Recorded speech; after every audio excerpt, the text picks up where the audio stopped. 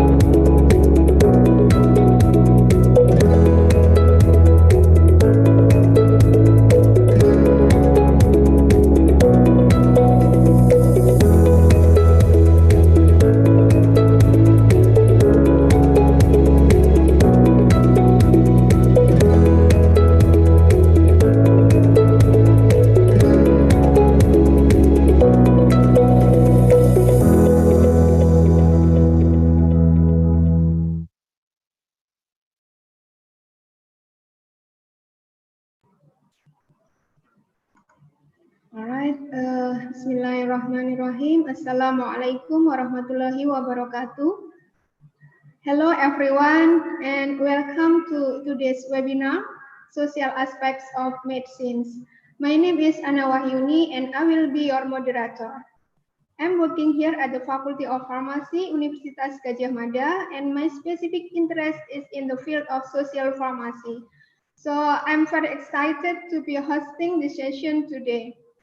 Today's webinar is organized by Magister of Pharmacy Management Program or Prodi Magister Management Pharmacy, Faculty of Pharmacy, Universitas Gadjah Mada.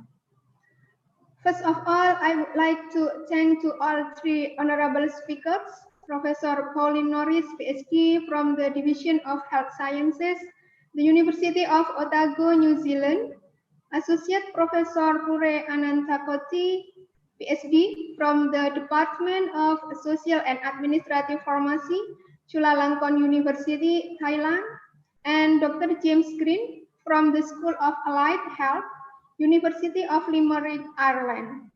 Thank you very much for your availability to join us, and we are really grateful to have you today. Before we start,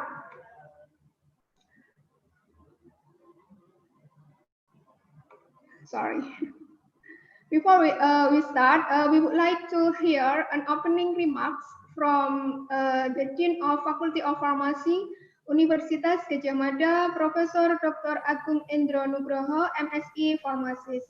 To Professor Agung, time is yours. Okay, thank you very much, Dr. Ana Wahyuni, for your time. Yeah, please a moment. I would like to increase my voice. Yeah. Okay. Okay, thank you very much. Assalamualaikum warahmatullahi wabarakatuh.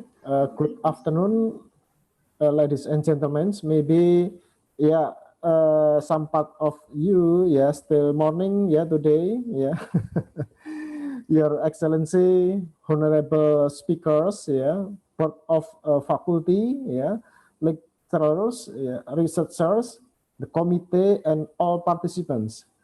First and foremost, yeah, I would like to praise and thank God, the Almighty, who has granted countless blessing, knowledge, and opportunity to us, so that we can attend the today webinar in healthy and full of happiness with the topic of social aspect of medicines. I do wish to keep healthy, even though, yeah, in pandemic COVID-19. Yeah. This event is organized by the Master Program of Pharmacy Management Faculty of Pharmacy Universitas Gadjah Mada, Yogyakarta, Indonesia. Ladies and gentlemen, on behalf of the Faculty of Pharmacy Universitas Gadjah Mada, I would like to thanks to our special distinguished speaker, Professor Dr. Pauline Norris. Yeah, nice to meet you, Professor Pauline Norris. Yeah, she is from Division of Health Sciences, University of Otago, New Zealand. I think it is my first meeting with you. Yeah, she will speak about medicines in the context of daily life.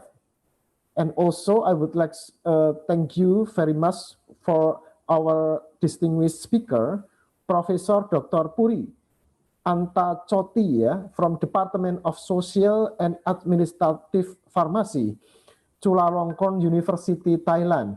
I ever meet you in Thailand. I visited Chulalongkorn University last year. To initiate collaboration between Faculty of Pharmacy Universitas Gadjah Mada with the Faculty of Pharmacy Chulalongkorn University. But unfortunately, this year we face COVID-19 pandemic. So there is a delay for our collaboration. Professor Puri will speak about improving access to essential medicines. Lesson learned from Thailand. It is very nice listen, And also, thank you very much for another distinguished speaker, Dr. James Green, from School of Allied Health, University of Limerick, Ireland. He will speak about behavioral intervention to improve medicine adherence. And thanks for your time, your sharing knowledge and experiences. It will be fruitful and useful for us to always develop and increase the academic and research quality in Indonesia. Ladies and gentlemen, for your information, education in pharmacy, especially in Indonesia, is based on 5 pillars. They are pharmaceutical sciences, life sciences, pharmaceutical industry, clinical pharmacy, and social pharmacy or pharmacy practice. The last pillars is developing in Indonesia, just developing. It is new. New pillar. It is a challenge for us. Therefore, we are currently concerned about developing social pharmacy in Indonesia. So, ladies and gentlemen, we invite related experts or stakeholders to share their knowledge and experiences to increase our our knowledge and our experiences. And finally, ladies and gentlemen, I would like to thanks to all participants and please enjoy the webinar. And I do wish the event will be fruitful and useful for us, especially for improving social pharmacy or pharmacy practice in Indonesia. And by saying basmalah, bismillahirrahmanirrahim, I open the webinar today. And it is, I do wish, it will be fruitful and useful for us. Thank you very much. Wassalamualaikum warahmatullahi wabarakatuh. And then I give back to moderator. Waalaikumsalam warahmatullahi wabarakatuh. Thank you very much, Professor Agung. And yes, I want to underline that the field of social pharmacy in our campus in Faculty of Pharmacy Universitas Gadjah Mada is just new developed. So we really want to get this opportunity in this webinar to widen our perspective how the social pharmacy globally in the world, something like that. Thank you very much, Professor Agung. And before we start this webinar, we would like to have a photo session, if you don't mind, Professor Colin Norris, Dr. Puri, and Dr. James Green. Could you please? This is our team in the Faculty of Pharmacy.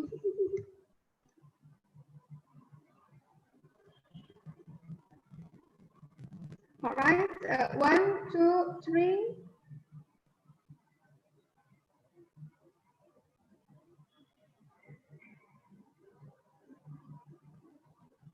I think it's done. Thank you very much.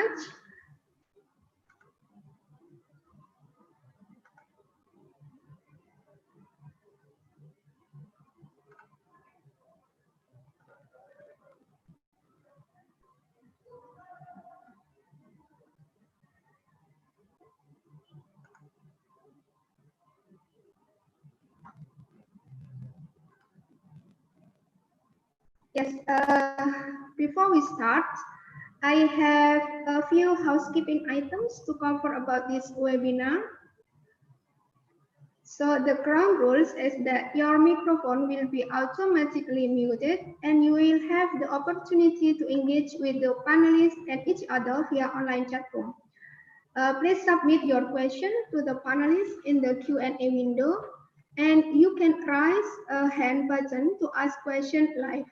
Do not post any request for technical support in the chat room, and do not provide your feedback about the quality of the session. You will be given the opportunity to do this by completing a survey at the webinar conclusions. And this webinar is recorded and is live streamed on the Kanal Pengetahuan Farmasi UGM YouTube channel.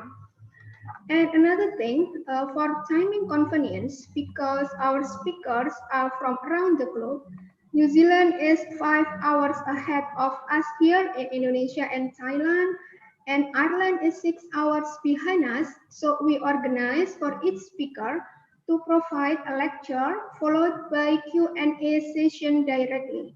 So we will have 3 sessions of Q&A after each of the speaker. So please, for the audience, if you have any questions for the speaker, write in the Q&A window soon so that the speaker can answer it after the lecture. You may also write the question in Indonesia and we will translate it into English.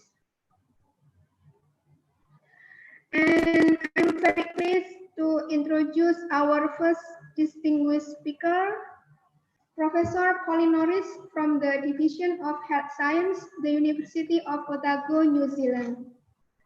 Colin Norris is research professor at the Center for Pacific Health at the University of Otago, Dunedin, New Zealand. She is a sociologist who was previously professor of social pharmacy at the University of Otago.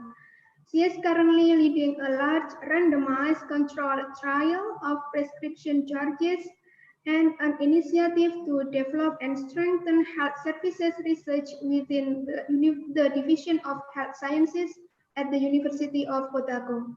For further information about her, we can go directly to her profile at the University of Otago website. In this webinar, she will talk about medicine in the context of daily life. So, to Professor Colin, please, time is yours.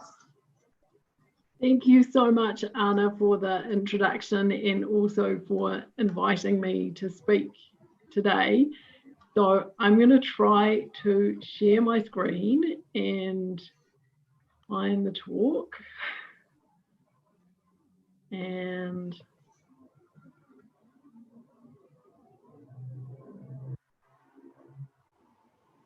so hopefully you can all see the slides now. Yes, it's perfect. Yeah. Great.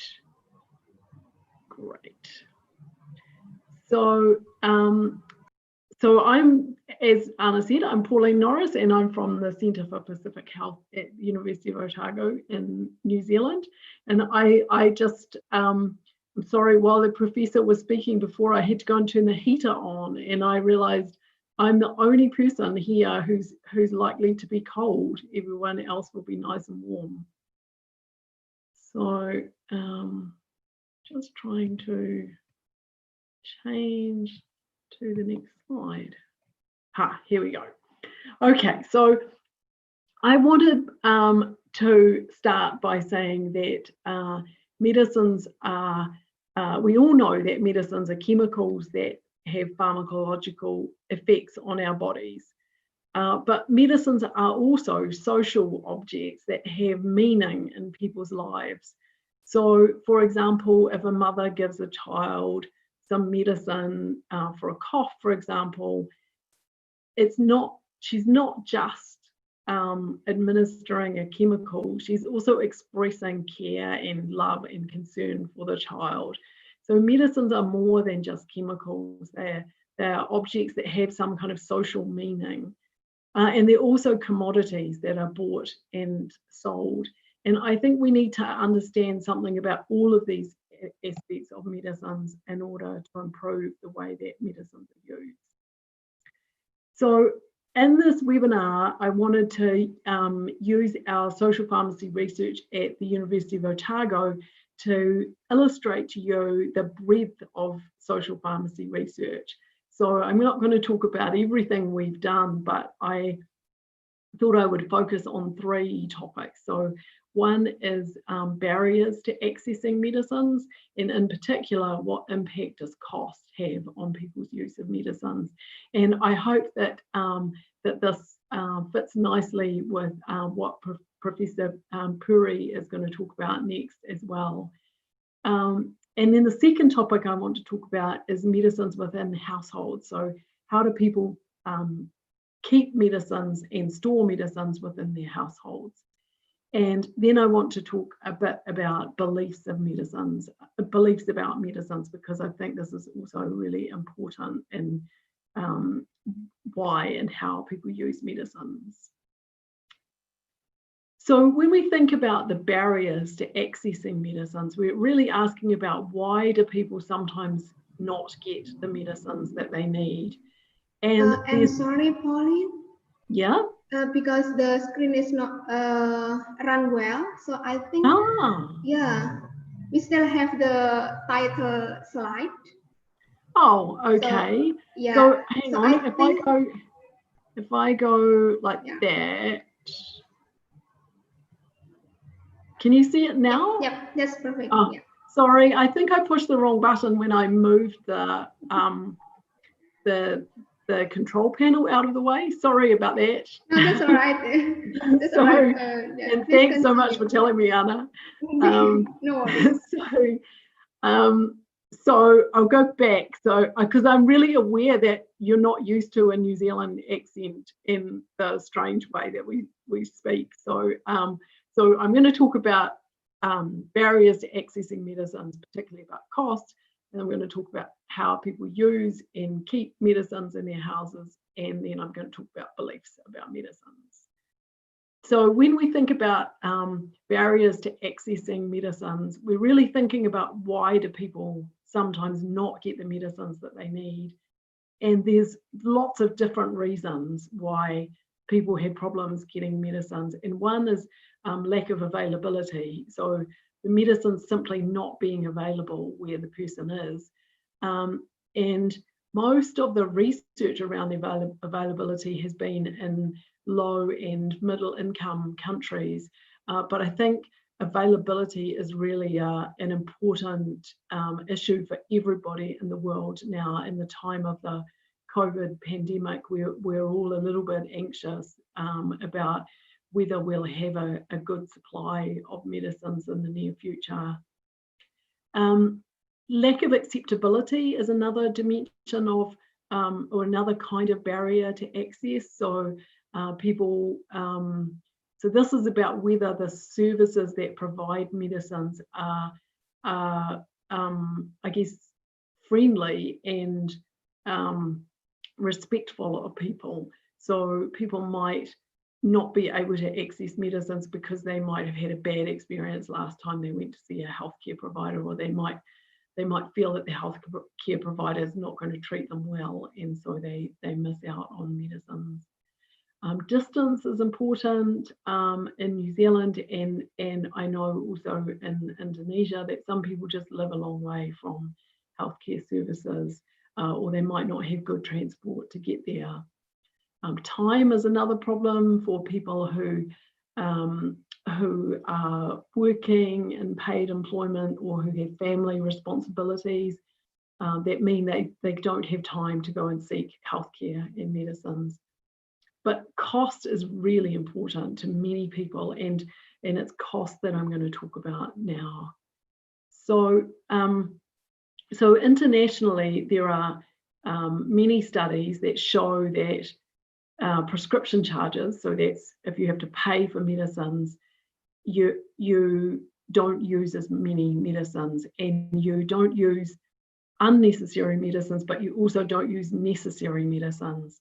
So the more you have to pay, the less medicines you get. And there is some research that shows that this harms people's health and can actually increase health expenditure. So people don't get medicines they need, so they end up getting more sick and using more expensive care like hospital care. So in New Zealand, most people have to pay 5 New Zealand dollars per medicine that they get. So we have universal health coverage, and the government pays for most of the medicines that people use. But when you are prescribed a medicine, you have to pay this $5 charge per medicine. There are also some added costs that you have to pay, like for this blister packing, which I've shown a picture of on the screen.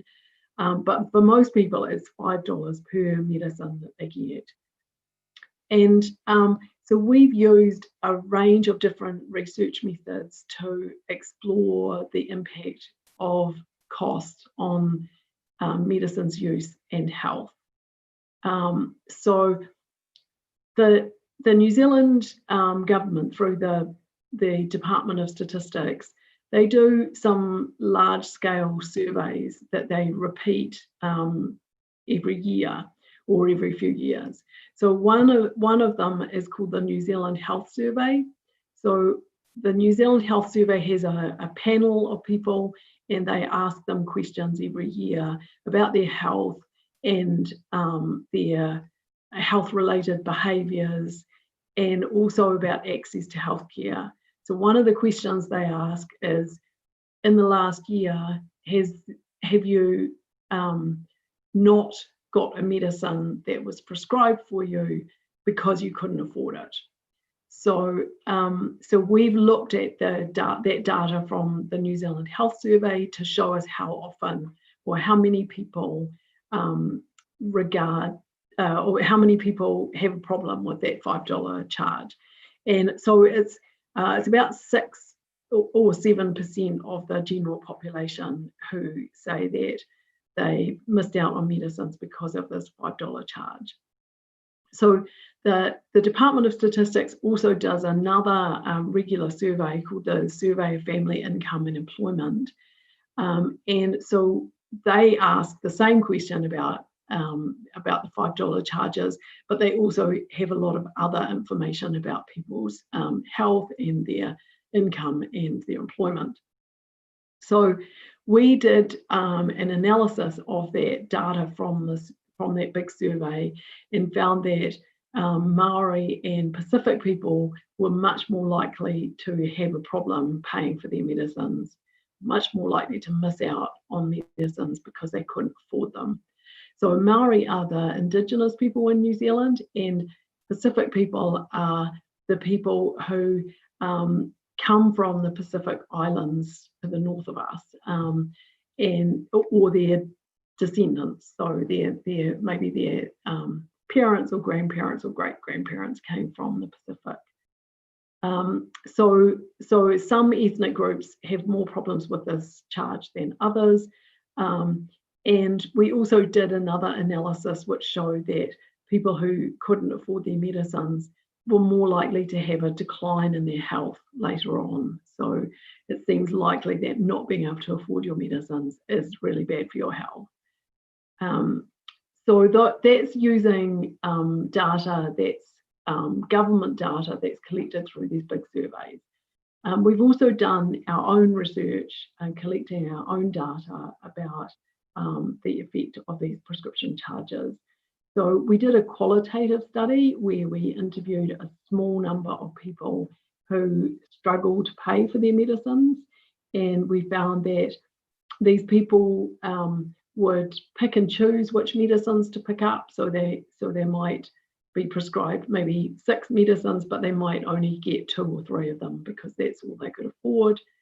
They might have gaps in their treatment, so they might use up all their medicines, but then have to wait for 2 weeks or a month until they could have the next ones because they couldn't afford them. And sometimes they would go without, so they miss out on other important things like food or electricity in order to afford their medicines. We've also done some surveys, so that's standard questions that we've asked across a range of people, and found out that many people didn't understand how the prescription charges system worked. So, so after 20 medicines in a year, the government is supposed to pay. You're not supposed to have to pay, but many people, about 40% of people didn't know that. And we're now currently doing a randomized controlled trial of prescription charges. So we've recruited more than 1,000 people, and so we randomize them. Half of them will get free prescriptions for a year, and the other half will continue to pay. And we're going to look after the year to see things like whether the people went to hospital, how long they spent in hospital, what medicines they received, and their health status measured by a self-rated health measure to see whether receiving free prescriptions has improved people's health. So despite these barriers to access to medicines, including cost, many people, including especially people with many multiple chronic conditions, take large numbers of medicines. But it's actually quite hard to find out about what medicines people take and what medicines they have in their household. So in many countries, you can find out from, say, the social insurance agency or whoever pays for the medicines. You can find out what medicines are prescribed or dispensed, or you might find out from wholesalers or manufacturers about what medicines they're selling. And sometimes you can find out from healthcare providers about what medicines they're prescribing and dispensing.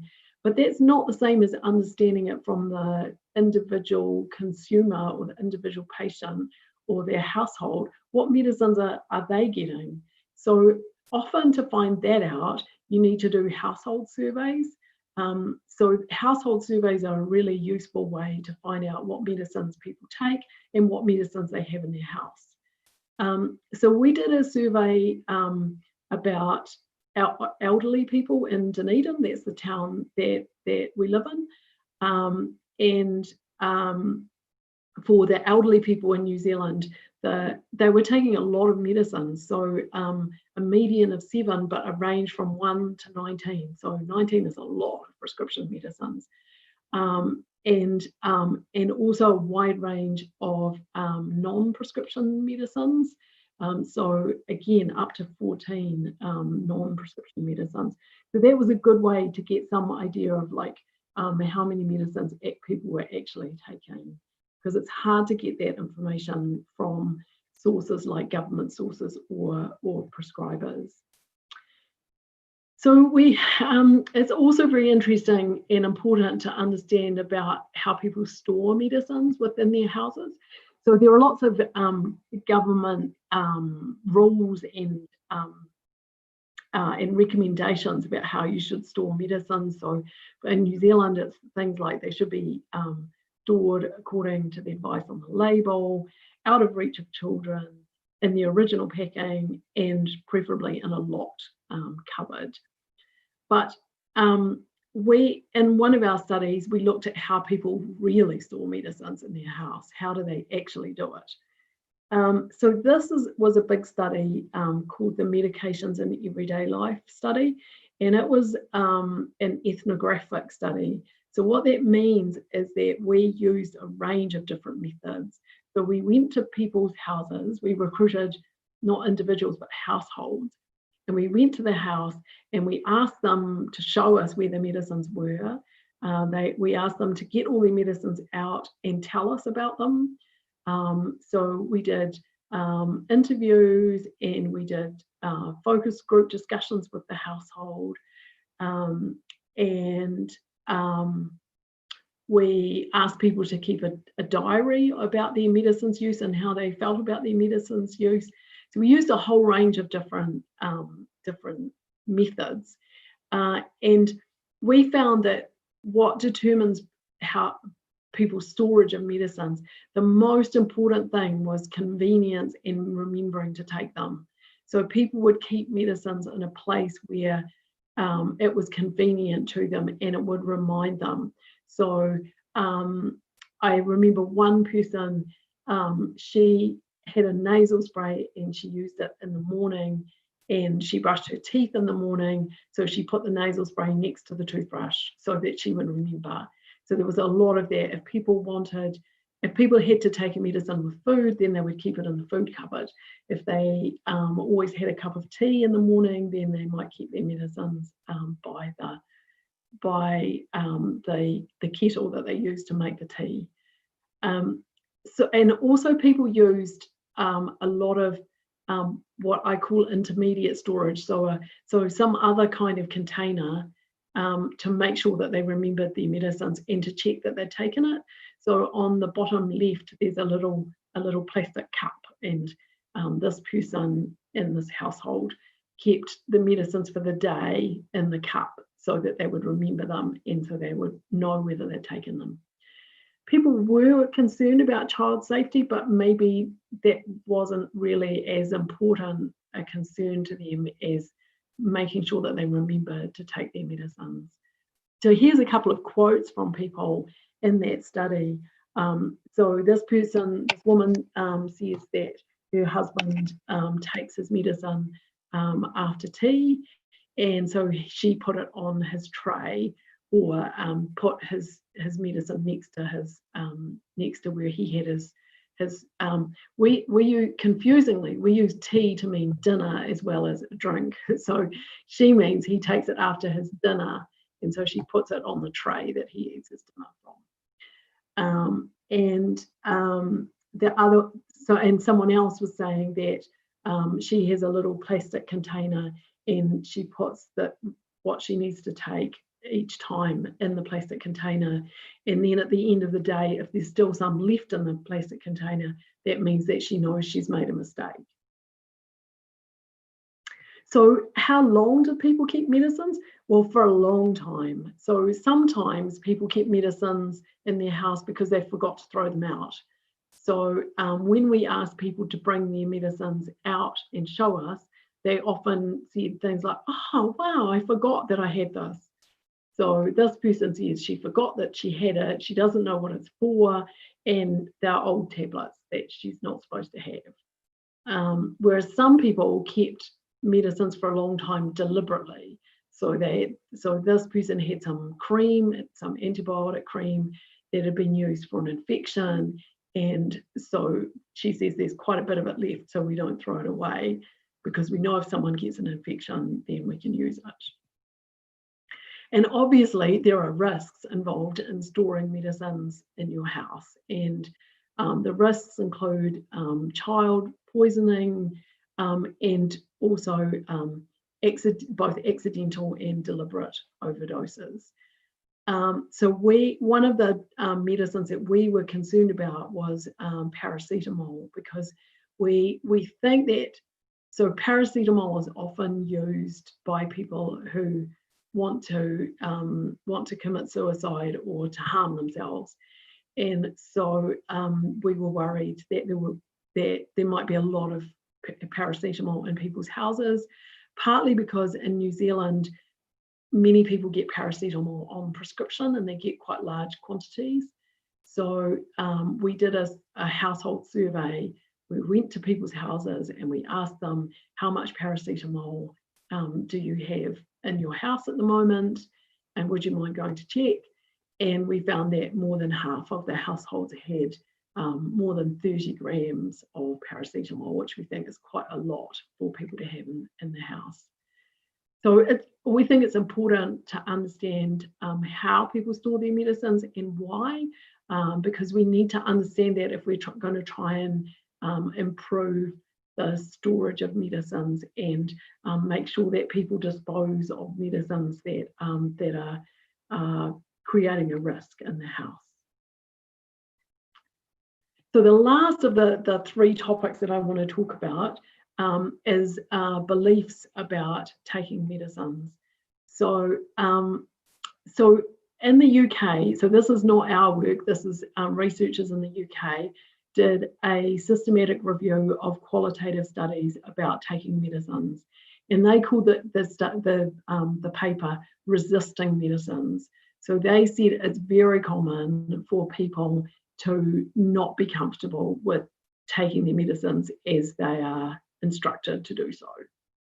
And they distinguished between 4 different kinds of sort of attitudes to medicine taking. And so some people are passive acceptors. They will just trust and take the medicines that they're prescribed. Then there are people who are active acceptors. So they will accept their medicines, but they want to do some of their own research of finding things out for themselves first. Then there's people who modify the regime. So they will do some kind of trial and error, or maybe find things out on the internet, but then they'll actively modify their regime. So in studies that we've done, some people will take like half the dose that they're prescribed. Some people will take more when they feel that they're more ill, and less when they feel better. And then there's people who really don't want to take medicines. And it's important to say that these are not just 4 types of people. They're not like types of personalities. Some people might be happy to be a passive acceptor about some medicines, but a rejecter of other medicines. So it depends on the medicine and the situation. But those are different styles or ways of thinking about in taking medicines. So in our medications in everyday life study, the big study that I talked about, that we used ethnographic methods, so we used a range of different methods. There were lots of instances, lots of times when people were reluctant to take medicines. And really, if I could summarize what people said, it was that they would take medicines only if they were sure they really needed them. So that they would much prefer not to, but if they really felt they needed the medicines, then they would take them. And this is in New Zealand is partly related to this this cultural trait of stoicism.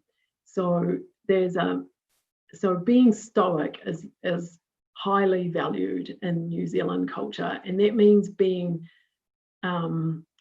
it means like being strong and keeping going despite what's happening. So when you're ill, just like acting like you're not ill, or maybe somehow using your willpower rather than using medicines. So often people felt that like using medicines was somehow admitting defeat. It was admitting that you couldn't just use your willpower.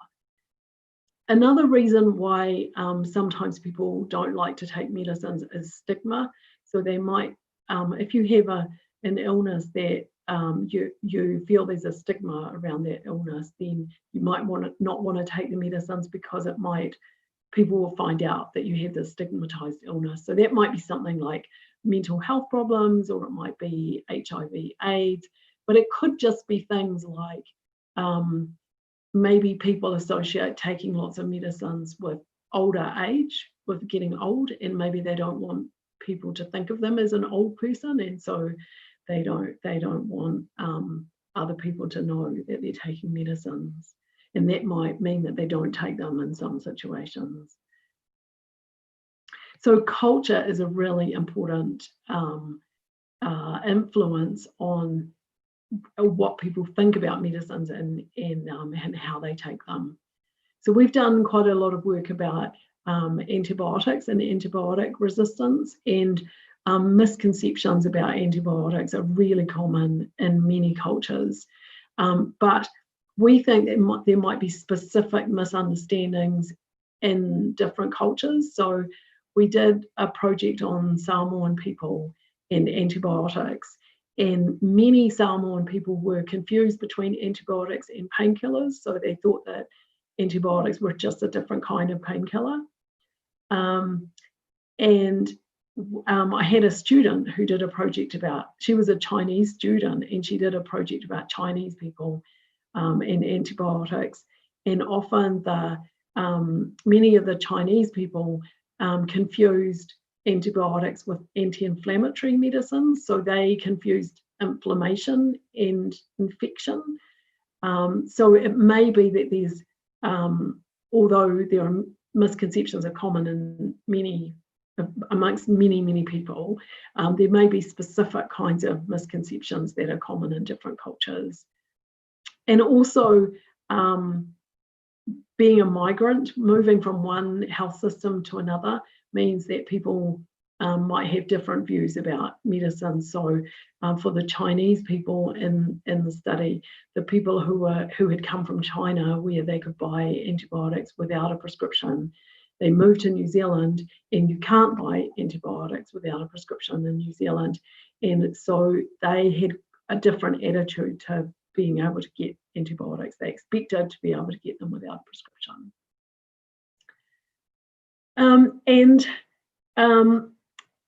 Sorry, I'm just going to turn the light on because it has got very, very dark here. It's nighttime.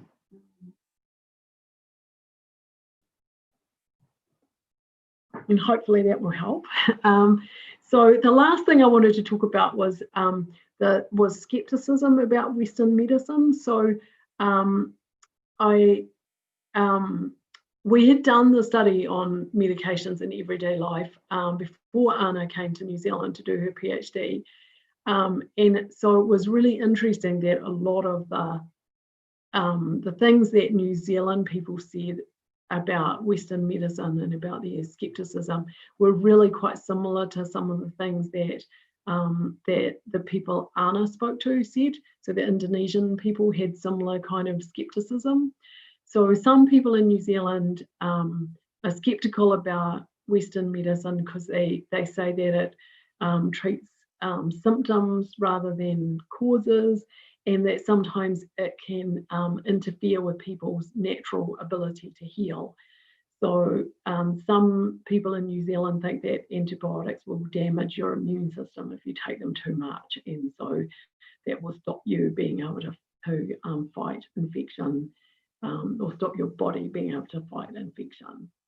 And some people think that it's that nature can take care of problems, so either that bodies will just heal themselves, or that we can use natural, we can and we should use natural products to heal ourselves rather than Western medicines. And they see Western medicines as kind of alien and foreign to our bodies.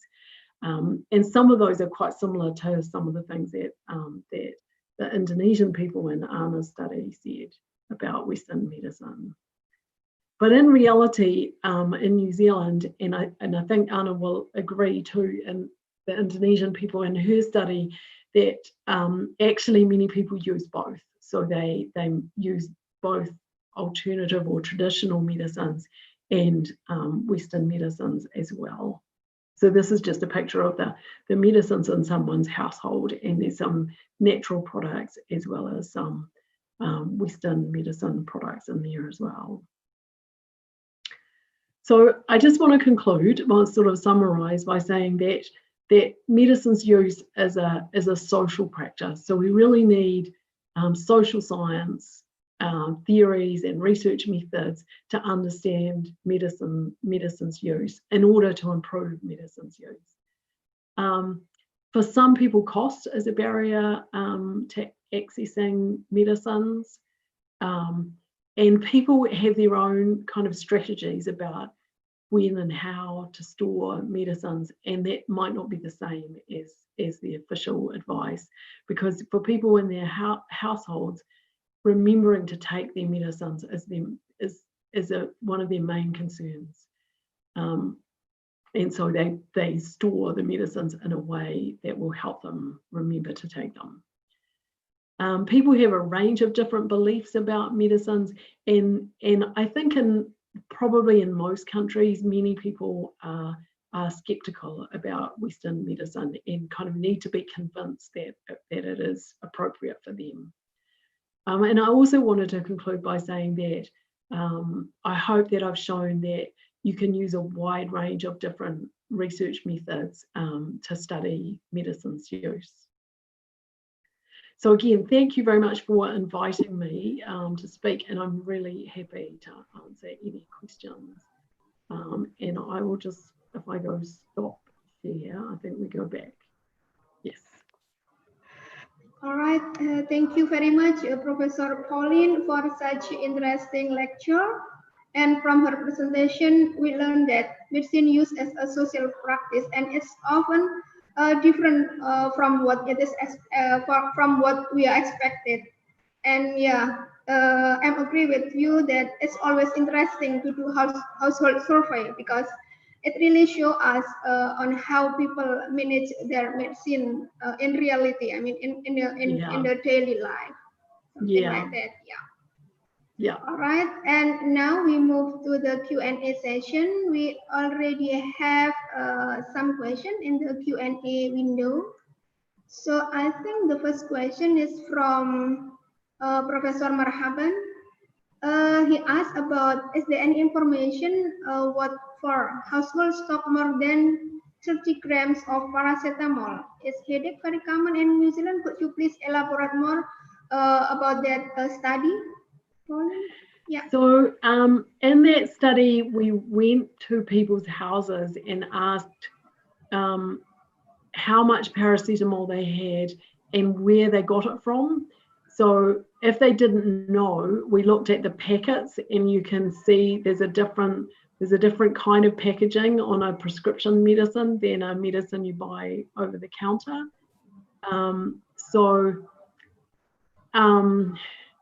The way our health system works, it's cheaper for people to get paracetamol on prescription than it is to buy it over the counter. And so often when doctors prescribe paracetamol, they prescribe very large quantities. And sometimes it's like a regular prescription, so people get large quantities whether they use them or not, and they just kind of keep them in their house. So this has been, in other countries, there's also been concerns about people having too much paracetamol in their house. And in many countries, the concern is that people buy it over the counter, but we think that New Zealand's quite unique in that most of ours comes from prescription. So that was really what we wanted to know, how much paracetamol people had, but we also really wanted to know where it came from. So now that we know that it mostly comes from prescribing, we're going to try and work with prescribers to let them know that people are getting all these prescribed medicines. But I think also we should try to work with pharmacists to say, you don't need to dispense it. You can ask people, do you need this? And if they don't need it, then don't give them more. Because I think some people just sort of get it as a regular part of their prescription, and they don't necessarily use it. Yep. Yeah, I remember when I was in New Zealand, every time I went to the GP, they always give me paracetamol, in a large number of paracetamol. And at the end, before I went home to Indonesia, I put it back to the pharmacist. Good. Yeah, most people don't. They just keep it, and it's it's a hazard in the house, and it might maybe it's okay for the people who live in the house, but people have visitors and people to stay, and it really shouldn't be sitting there. If it's not being used, it shouldn't be in the house. Yeah. All right. Well, and the second question, From Sahiro, good evening, Prof. Pauline. Thank you for your presentation. I want to ask you some questions. Why some people in New Zealand are afraid to take their medicines because it is high cost? How about the health coverage in there to cover the medicine? So, yeah, could you please tell us about, is there any health insurance to cover their cost of medicine? Something like that? No. So the government pays for almost all the costs. It's just the $5 that people have to pay. So for people who have a good job and a good income, the $5 is not a problem at all. It's so to compare it. So people in New Zealand drink a lot of coffee, and if you go to a cafe and buy a coffee, it's about $4. So it's the same. A medicine costs about as much as a cup of coffee. So for people who have a good income, it's no problem at all. But the people who really have a problem are the people who have a low income and they need a lot of medicines. So say you have 10 medicines prescribed for you, that's $50 to pay, which is a lot of money for people on a low income. So that's really the problem, and those people don't have health insurance. But most people don't use health insurance to pay that $5. For people on a good income, they just pay it and they don't care. But it's the people who have high need for healthcare and low ability to pay who really have a problem. So in our randomized controlled trial, those are the people we're recruiting. We're recruiting people on low incomes who have problems like diabetes or mental health problems or COPD that mean that they need a lot of medicines. Yeah. So yeah, the cost is actually is $5 per prescriptions, but yeah, sometimes it's become a problem for the people who cannot afford that cost. Yeah. Yeah. All right, and the third questions from Dr. Victor. Do New Zealand Health Authority apply or adapt the similar health scheme system with Australia? And the second one, does the current health insurance system cover all population or only for those who are registered officially and pay the health premium on regular basis monthly? Thank you. I think this a similar question from the previous one. It's a great question. Thank you. Yeah. So actually, the New Zealand health system is quite different from Australia because one of the reasons is that Australia has a much more complicated government structure. So they have a federal government and state governments, and they have lots of arguments between the federal government and the state governments about who pays for what. We have a much more simple system in New Zealand, and everybody is covered. So you don't have to register, and you don't have to pay a health premium. So it's not a social insurance system. It's a tax system. So the government gets tax from income, from that goods and services tax. So that's like a sales tax, from company tax and so on, and they use all that money and they spend some of it on providing health services. So the only people who are not covered are people who are like new to New Zealand, who've only recently come to New Zealand. I think as soon as you have official residence in New Zealand, then you're covered by the health system, and you get your medicines free apart from that $5 charge, and you get free hospital care as well. All right, thank you. And the next questions from Galuh Nawang Prawesti. In these hard times like COVID, the social aspect of medicine, such as the belief, is really important. I want to ask, if we already knew the social aspect of medicine, such as belief, could we change it, or we just modify the way to give the medicine to society? In my opinion, to change the belief and habit is not easy. I really agree that changing opinions, changing beliefs and habits is really hard. And that's such a great question. I think often it's probably try to do a mixture of both and try and changing habits and beliefs is not easy. But to be honest, since COVID, I'm a little bit more optimistic about changing habits and beliefs, because actually I think all around the world people have changed really dramatically. They've changed their behavior to try to reduce the COVID. So I think it depends on what the problem is, but I think it's always better to know about what the beliefs and habits are, and then you can make a decision about whether you change what you do or whether you try to change people's beliefs. In the paracetamol example, I think that it's now that we know that people have a lot of paracetamol in their house and that it's mostly prescribed, then the thing to do is change the practice of the health professionals. We don't need to worry so much about social attitudes and beliefs. If people don't have the paracetamol there, then they can't be used for harm. So yeah, but that's a really good question, and I really agree with you that changing beliefs and habits is as hard, although I am more optimistic because of COVID. Yep. Yeah, I agree also with you, Colin, that changing belief is not easy, but it is depend on what kind of behavior that the people do.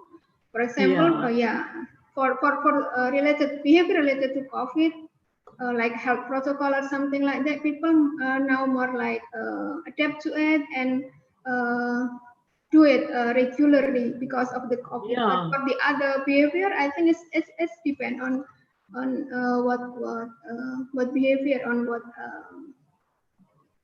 the problem of that behavior. Yeah.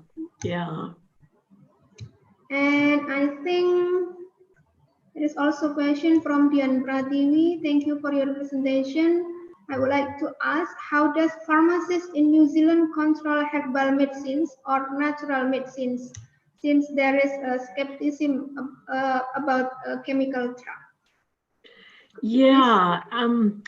So that's also a really interesting question. And Anna, I don't know if you noticed when you were in New Zealand that in pharmacies, sometimes there'll be like a whole wall that will be full of natural products.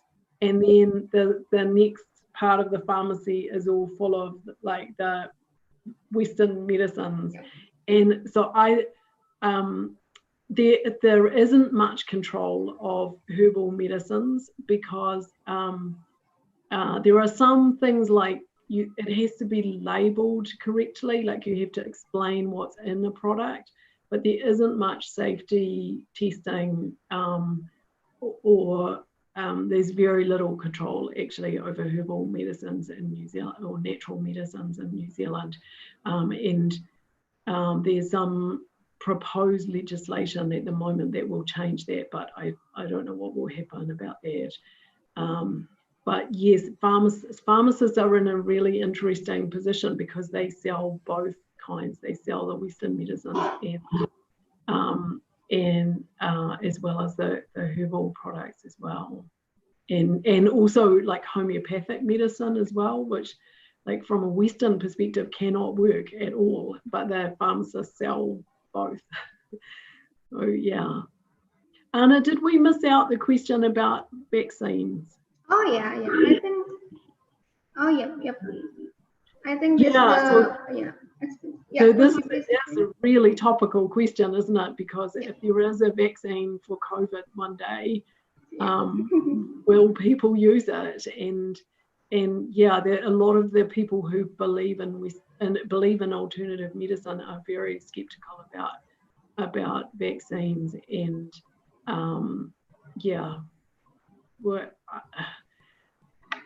we're going to have to see, aren't we, what happens? Yeah.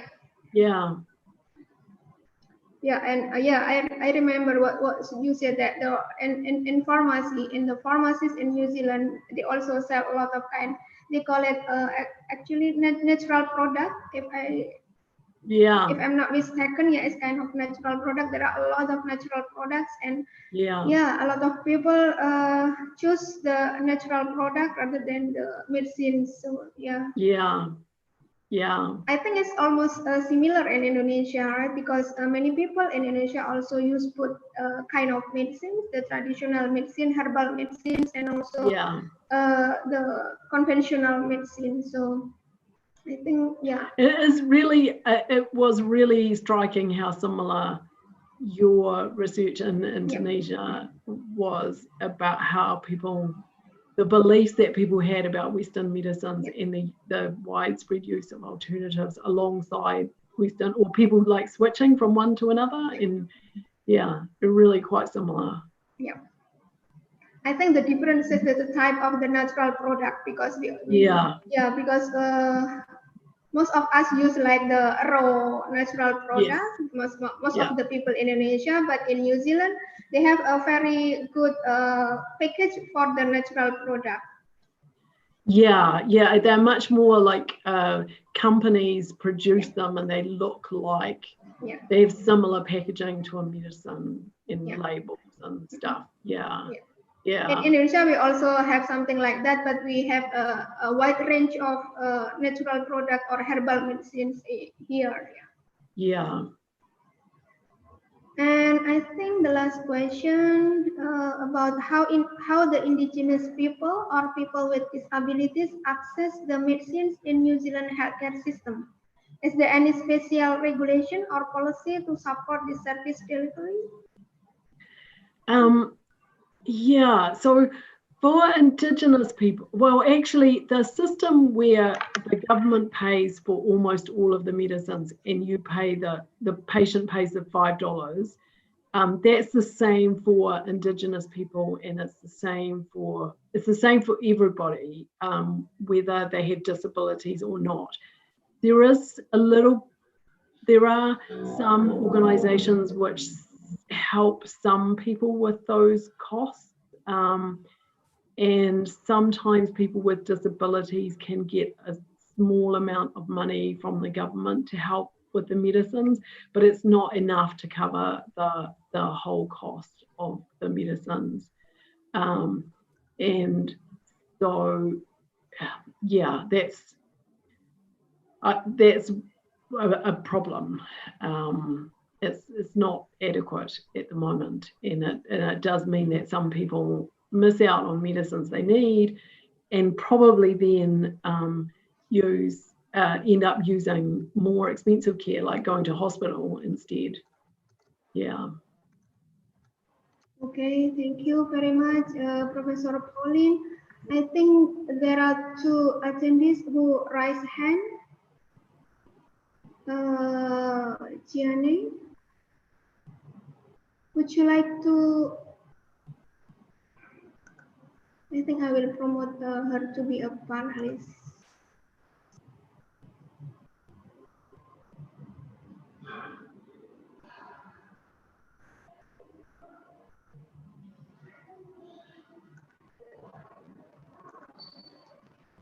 Please, for those who raise hand, I have promoted you as a panelist, and now you can join us if you want to ask a question live. Please. Okay. Yeah, Pak Peter, please. Thank you, Anna. Good afternoon, Prof. Pauline. Good afternoon. Yeah, I have a simple question with regard to the herbal medicines that are very popular in New Zealand. I think it is the local herbal medicine. Considering that Indonesia have many herbal medicines and already manufactured and packed with a modern packing, is there any potential use of Indonesian herbal medicines that already well manufactured, very hygiene, and some of them already tested in animal, even in human for clinical trials. How about your comment on this? I don't have any expertise in that, but I think it sounds like a good market, because actually the most of the herbal medicines used in New Zealand are not really,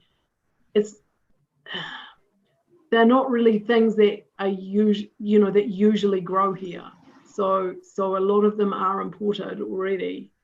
So yeah, I'm sorry, it's not my area of expertise, but it does sound like a potential.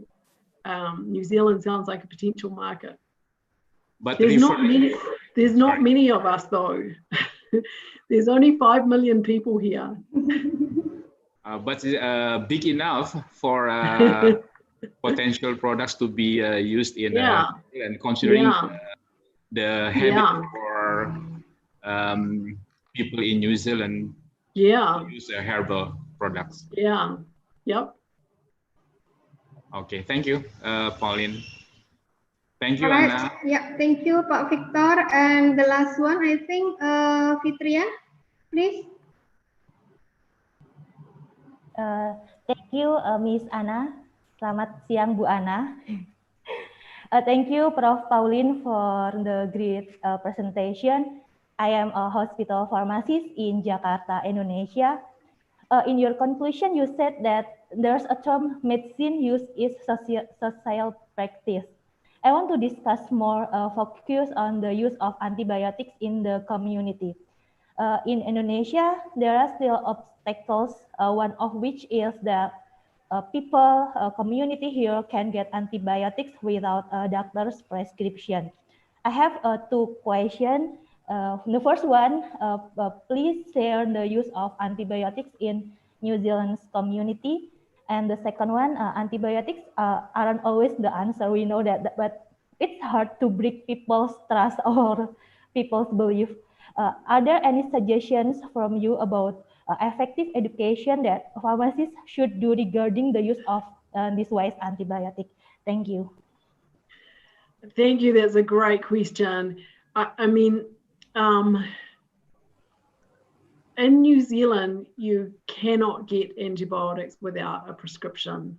And I think, I may be bragging, but I think it's the only country in the world that is really true. In most countries, there is some way around the rules. And I don't really know why or how we've managed to be so good about this. I think one of the things is that maybe people are scared, or maybe the pharmacists are scared that they would get into trouble. So I think that having like clear, strong rules and enforcement is really important, especially the enforcement. But I don't know enough about the history of how that happened in New Zealand and why it happened. Because so in Europe, for example, they always say you can't get antibiotics without prescription, and it's the same in America. They say that too, but it's not true. There are places that you can go and buy them from a shop, and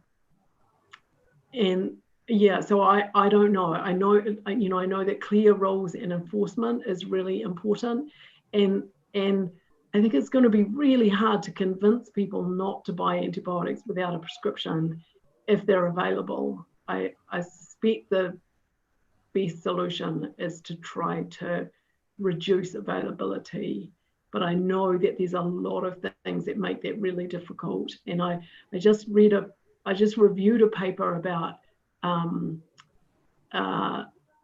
Arab people living in Israel and about Arab pharmacists in Israel, and they knew their patients so well, and they were often their family and their friends, and it was impossible for them to say no when people came in and expected antibiotics. So it seems like everybody has to do it to make it work, because if people know, people think that they can get it from the pharmacists they know, or they sometimes patients will say, you know, if you won't give them to me, I'll go somewhere else.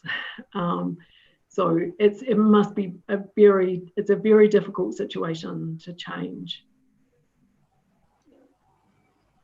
Okay, thank you so much, because we are here trying to make an event within the framework of antibiotic awareness week under the WHO program. Thank you for your sharing. Great. Thank you, Fitria and Colin. Yeah, I know that New Zealand is really strict in antibiotic. You cannot get the antibiotic at all. Yeah. All right. I think that is the end of our first session. Thank you very much once again, Colin. We learned a lot from you that medicine have a social aspect, and yeah, and this is really widen our perspective about how the community use and store their medicines. Once again, thank you very much. Hope we will catch up again someday in the future. Thank you very much. Thanks so much, Anna. And I will just mute myself and I'll watch the other presentations and looking forward to them. Thank you so much. Thank you. And now we move to our second speaker, Associate Professor Pure Anantakoti.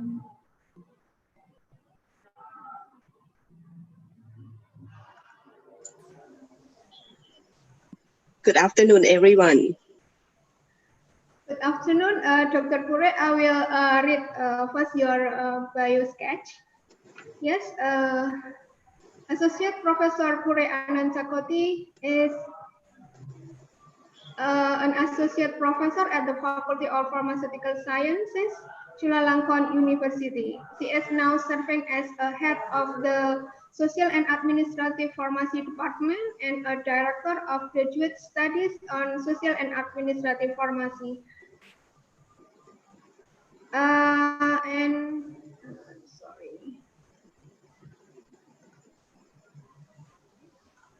Her area of interest is access to medicine, policy evaluation, and behavioral epidemiology. For further information, we can contact her to this email address. So, yes. Thank you very much, Professor Puri, for joining us. So, yeah, please give us your lecture, and yeah, the time is yours. Okay, thank you very much, Anna, and thank you, the university, for inviting me to join this webinar. Let's start with sharing my screen. Okay, did you see my screen now? Yes. Okay. Just let's show. Okay, so the topic that I have received from you guys is about improving access to essential medicines, the experience from Thailand. So today I will talk about the healthcare system and the drug system in Thailand. So I will start with the country background, health insurance system in Thailand, factor affecting access to medicine in Thailand, the essential medicine selection process, and the last one is to summarize how are we going to improve our system for Thailand. I've learned that Indonesia is about to have the universal coverage system in the future, in the near future. Is that right? Okay, so let's start with the country background. Thailand is located in Southeast Asia. So we are among the 10 countries in Southeast Asia. Our population is around 70 million, maybe the second or the third largest population in this group. And our GDP per capita is around $7,800 per person per year. Our healthcare expenditure account for around 3.7 or 4% of the GDP. According to this number, the government pays around 76% of the healthcare expenditure. And the drug expenditure is around 50% of the healthcare expenditure. Our life expectancy is around 76 years old. The evolution of Thailand healthcare system, we have been achieving like 100% coverage for every Thai people in the year 2002. Before that, we have like in 1975, the government provide a low income scheme for the poor people. So the poor who have the income below the poverty line can get through the health care without paying anything. However, many of them may not know. So we utilize the volunteer who is the health volunteer to help them in the village, to tell them that they are eligible to go to health facilities to receive health care for free. But later on in 1980s, the government also put in a royal decree regarding the civil servant medical benefit scheme. Actually, this one is for the government employee, their parents, their spouse, and up to 3 children under 20 years old. Actually, the civil servants has been embedded in the system for a long time, but in the year 1980, this was the first time that it has been enacted in the law. And then in 1983, we switched back to look at the poor again. So the first low income scheme may not cover well, and we would like to expand it to ensure that people understand and know about this. So we promote as a new thing that called family healthcare card. So the low income scheme is still there, but we expand the other thing that called family healthcare card. The beneficiaries is the family, like up to 5 people. So they can pay like 500 baht per year per 5 family member. But later on, this will be changed to the other bigger scheme. In the year 1990, the government also put into law the Social Security Act.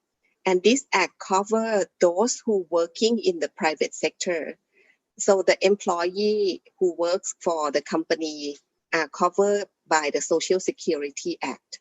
So as of 1990, we have the CSMBS, we have the SSS to take care of 2 groups of people who working for the government and the people who working for the private sector.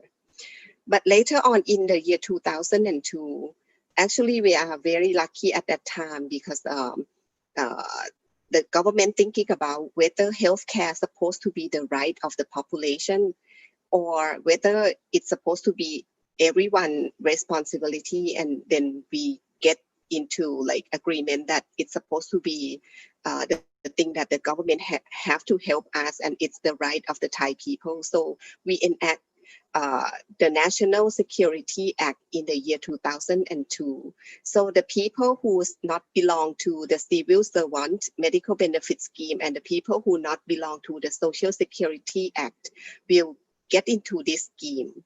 So at that time, we achieved like 100% coverage for everyone in the country.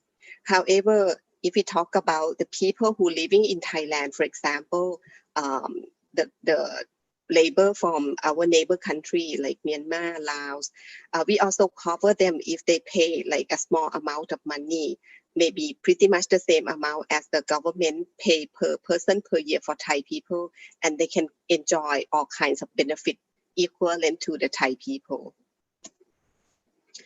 So the health insurance system in Thailand composed of 3 health insurance schemes, which, for example, the thing that called CSMBS, this one is for the government staff and their dependents.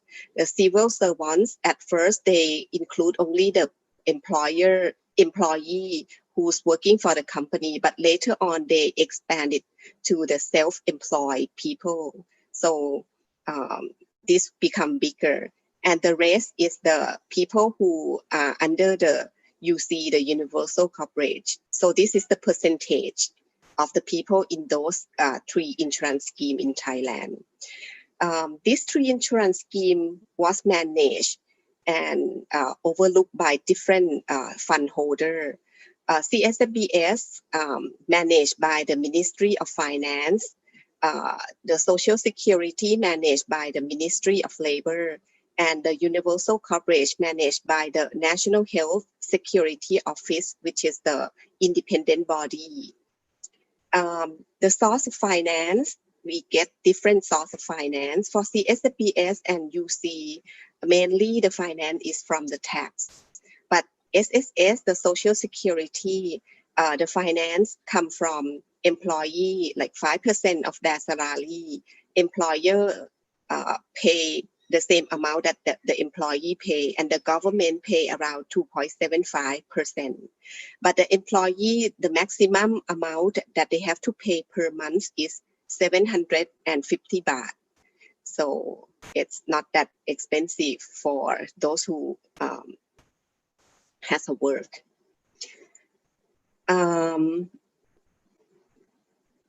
The benefit scheme cover almost everything. For the outpatient, the payment method that the fund holder pay for the health provider is fee for service. For the SSS and UC, basically the financial method is the capitation. Capitation means the government or the fund holder pay per person per year. So for the SSS, they pay 1,500 baht per person per year, but UC they pay 3,600 baht per person per year. The outpatient visit, because the civil servant, they pay fee for service. So the government staff and the dependent or the eligibility, they can go anywhere, any hospital, but limited only to the government hospital. They are not allowed to go, like seek the outpatient service for the private hospital. For the SSS and UC, because the fund holder pay the payer by the capitation method, it means that people have to register at particular hospital or clinic in order to get the money, in order to go to see the doctor at that place. And the doctor will get the money according to the head count of the eligibility who register with them. So the money will go directly from the fund holder to the provider. And that's why the patient has to go to only the registered clinic. But in case of emergency or accident, they can go to any hospital and the fund holder will pay back for them. For the inpatient, the payment is pretty much the same. We use the DRG, the diagnostic related group. So the payment is by per person, per admission, and per disease that they admitted. The referral system. So once you go to see your doctor, usually it's the primary doctor. And if you need the special care by the specialist, for SSS and UC, you need to have a doctor refer you officially to the specialist. But CSMBS, it doesn't have that gatekeeper culture. So if you want to go see the specialist by yourself, you can go, but you have to go to the hospital, which is the government hospital. Talking about the pharmaceutical benefits package, mainly the 3 health insurance schemes utilize the thing that called the National List of Essential Medicine. So this is our reimbursement list. However, CSMBS, when the patient needs special drug that not listed in the NLEM, the doctor has to endorse and they have to provide the reason why they have to prescribe the medicine, the special medicine to the patient. And also they have the accreditation as well. So if the doctor do not make a rational prescribing, they might have to pay the money instead. So that's the punishment. For SSS and UC, they strictly go by the NLEM, but actually in the law, it doesn't say that the drug beyond NLEM cannot be prescribed. So it depends on the doctor, it depends on the hospital as well, whether they allow the doctor to prescribe the non-NLEM or not. Cost sharing, as of now, we don't have to pay any cost sharing. So before 2006, the UC eligibility has to pay 30 baht per visit, but that's very minimum. But later on, we discontinue the payment because the administrative cost is more than 30 baht. The point of prescription field, mainly every people go to the hospital to receive care according to their package, insurance package.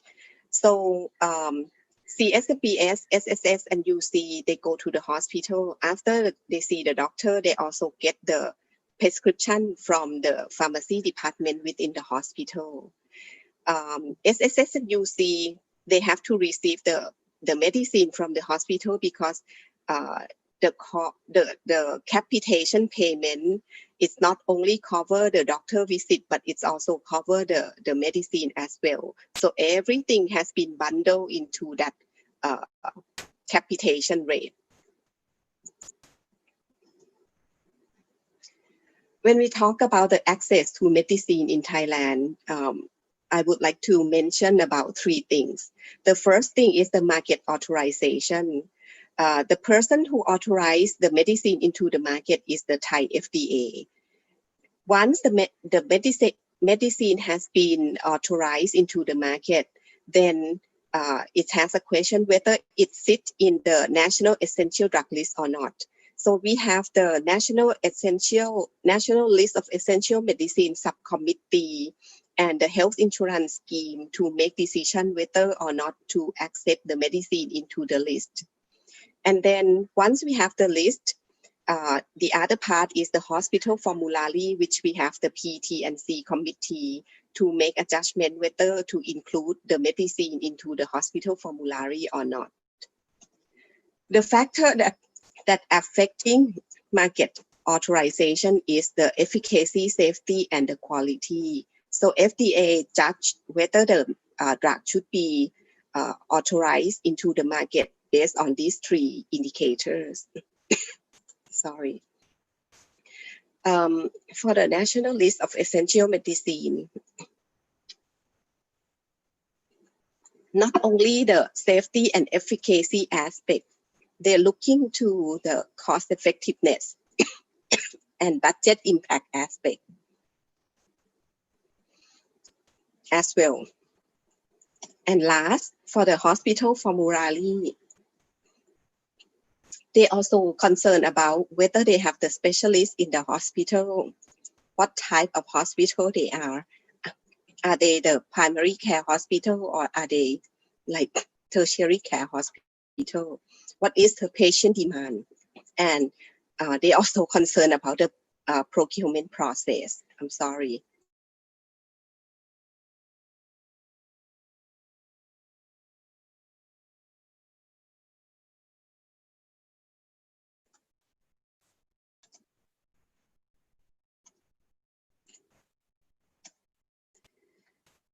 When we talk about the NLEM or our reimbursement list, in the list we divided the medicine into like different categories from A to E.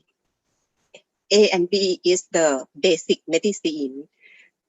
So A is the standard medicine commonly used in any health care facilities, and it can be regarded as a first line treatment. B is also a common one as well, but we see B as the list of medicine that is alternative to A. C is a medicine that's supposed to be prescribed by the specialist and supposed to be approved by the hospital director. D is the costly medicine, which may have indications likely to be misused or should be used with special conditions. So this one is the one that we are trying to regulate. First is because it is costly, and second it's because of the misuse potential. And E-list, the first one, E1, is the list that procured by the government, for example, the vaccine or the TB drug, something like that. So this one, the hospital will get directly from the government. The E2 list is the very high cost medicine for specific groups of patients, for example, the anti-cancer medicine or those biologic drugs. So we divided our list into 5 categories.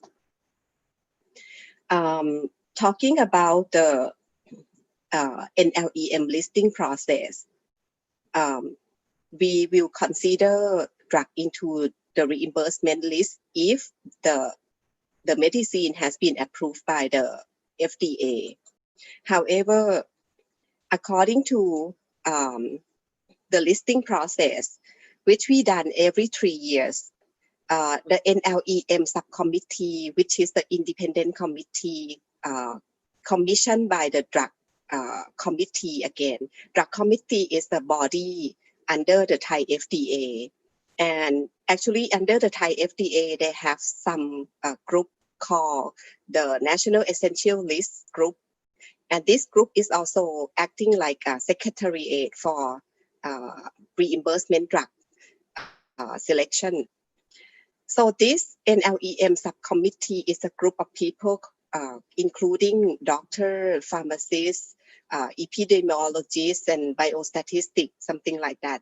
So they are the committee who have the responsibility to judge whether the medication is supposed to be listed in the reimbursement list or not. So the pharma company will have to submit the application, which has a period like every 3 years, and once they open for 3 months. There are around 300 to 350 items submitted per round. Once the application has been submitted to the subcommittee, they will take a look and review and make a first screening. Usually there will be around 30 to 35 items left for further consideration. How about the rest that has not been considered? Some of them were screened out because there are some primary medicine already exist in the National Essential Drug List, so they do not be able to get in, or they may have too high price that when they see the evidence, they can judge that this is not cost effectiveness, or the budget impact may not pass. So once the NLEM subcommittee has screened and select some medicine, they pass this through the National Expert Committee, which this one is an expert of doctor. We have like 24 groups according to the pharmacological group, drug groups. The National Expert Committee will review safety and efficacy again, and they will make the summarization of the safety efficacy and also the comparative safety efficacy. This report will be sent to the coordinating working group. This group will review the work that done by the national expert again. Once they review and think and consider, they will select some drug for further study. So the drug that passing the coordinating working group will send to the health economic working group. The health economic working group will do the review and conduct the prelim cost effectiveness analysis and budget impact. They will provide the proposed alternative strategy to list the drug in NLEM. So this result will be sent back to the coordinating working group. The coordinating working group will later provide the evidence to the price negotiation working group. And the price negotiation working group will use the HTA information from the Health Economic Working Group to negotiate with the pharma company. The price, once they negotiate and they successfully get the price that they want, they will announce the price in the government gasket. And once the price has been announced in the government gasket, then the price will be confirmed for 730 days, so around 2 years. So this price will be fixed for 2 years, and the company has to promise to this group that they will provide or they will supply the drug without a shortage in the country with this price. Once they get the price negotiating done, they will send all the result back to the NLEM subcommittee with responsible for everything. So NLEM subcommittee will provide this work to the E2 working group in case that the drug is a highly cost and supposed to list as an E2, which is a high cost drug. So this E2 working group will provide the restriction and condition for drug use. So they will give all the restriction or the condition when to use and when not to use.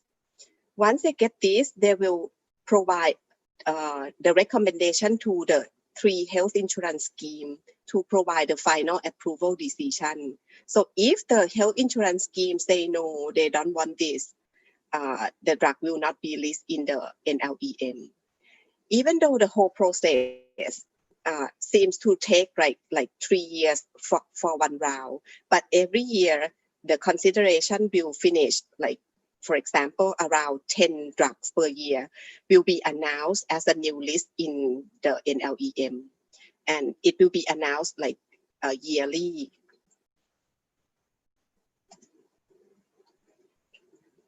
This slide is an example of the medicine that has been price negotiated.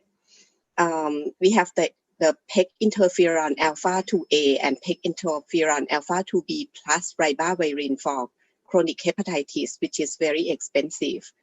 The price negotiation committee can negotiate and reduce the price for 70%.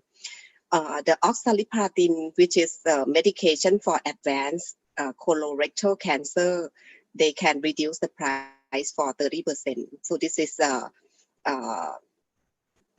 like they do the negotiation based on the whole country negotiation power. So mostly they are successfully in negotiation.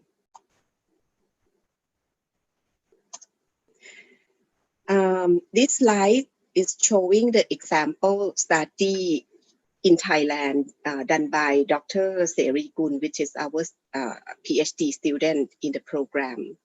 Her study is about the access to medicine for breast, colorectal, and lung cancer, which is the top 3 most prevalent cancer in Thailand. So this table shows the first column is the total population who having the disease reported in the year 2009 to 2014. The second and third and fourth column, the second column is the approval worldwide medicine in breast cancer, colon cancer. So this is the medicine we took the list from the WHO ATC list. And the third column is the drug that has been approved in Thailand. We report in terms of percent. So as you can see, different cancer type, we have different percentage of cancer medicine registered in Thailand. And the average API that registered in Thailand, according to these 10 most prevalent cancer in Thailand, account for 75%. So if we're talking about the market access, the percentage is pretty much high and satisfaction. But if we talk about the NLEM, so access to medicine by the patient, the percentage is only 50% of what drug that has been registered in Thailand. So this is to show you that actually access to medicines depends on the market authorization and also depends on whether the drug has been adopted into the reimbursement list or not.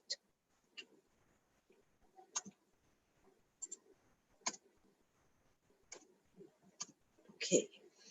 When she dig down to the breast cancer disease and looking at the drug that has been registered and also approved for NLEM, the old type, like the medicine that has been approved for a long time, if we looking at the market authorization rate, we have like 100% here for anti-metabolite, for example, methotrexate, capecitabine, fluorouracil. So this group, the registration in Thailand is 100% comparing to worldwide.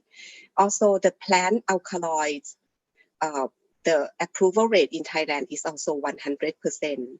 When we look at the reimbursement list, the medication that get into the reimbursement list is very high as well, like we got like 75% there. However, if we look to the newer drug group, for example, the cytotoxic drug group, which is like doxorubicin and isabipilon, something like that. Right now, the world have like 5 medication. Thailand also have 5 medication registered in Thailand. So we do not have the problem with having medicine in the market. But the problem that we have is we didn't have those kind of things in our reimbursement list. So here, for cytotoxic antibiotics and related substance, we only have like 20% of the registered medicine in the list, in the reimbursement list. Also, even though we have the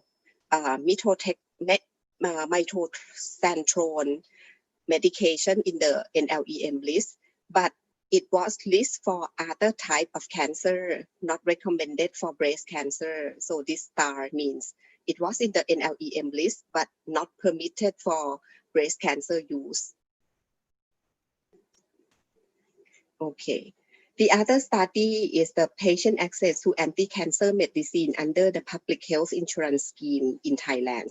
So we have like 3 insurance schemes in Thailand. And we're trying to look at the high cost anti-cancer medicine among the 3 health insurance schemes. The thing is that when we talk about the cancer, we talk about the list of cancer to be covered. So different insurance schemes have different lists of cancer to be covered. The other thing is that the NHSO, the UC, which cover the most Thai people in their scheme, they have their standalone protocol for cancer. So if things do not match with the protocol, then you cannot reimburse for the medicine. We have the NLEM, which is the reimbursement list that provide a condition for use for all 3 schemes. However, we have the additional OCPA, which is the Oncology Prior Authorization Program for CSMBS. So these are the 3 things that we have for the cancer treatment among the 3 health insurance schemes in Thailand. This is an example of the cancer list that covered by different schemes. CSMBS doesn't have a list, so any type of cancer will be covered by the CSMBS. However, the NHSO, which cover around 75-76% of the Thai people, they cover only this list of cancer to be treated. The Social Security Office, which cover the people who work, cover only 10 lists of cancer. So basically, when we look at the treatment, we have to go by the list of cancer that each health insurance scheme say that they are going to cover. And then for this table, it's a comparison between the 3 health insurance schemes. Whether what are going to be paid for and what are not going to be paid for. in this table, the UC, SSS, and CSMBS, if the medication has been listed in the NLEM, okay. For the UC, even though normally UC pay provider by capitation, but for cancer, it has been managed differently. UC will pay for the medication in NLEM by using the fee-for-service method. But fee-for-service method has to be paid for the medicine in NLEM that for the cancer that has been listed in the protocol. So only 20 cancer type, okay? And for NLEM E2, the E2 list in NLEM, which is the high cost, this one can be reimbursed, but the government or the UC, the NHSO will not pay back in terms of money, but they will pay back in terms of product. So the NHSO do the pool procurement for the whole country and reimburse the doctor, reimburse the hospital using the product to reimburse. Okay.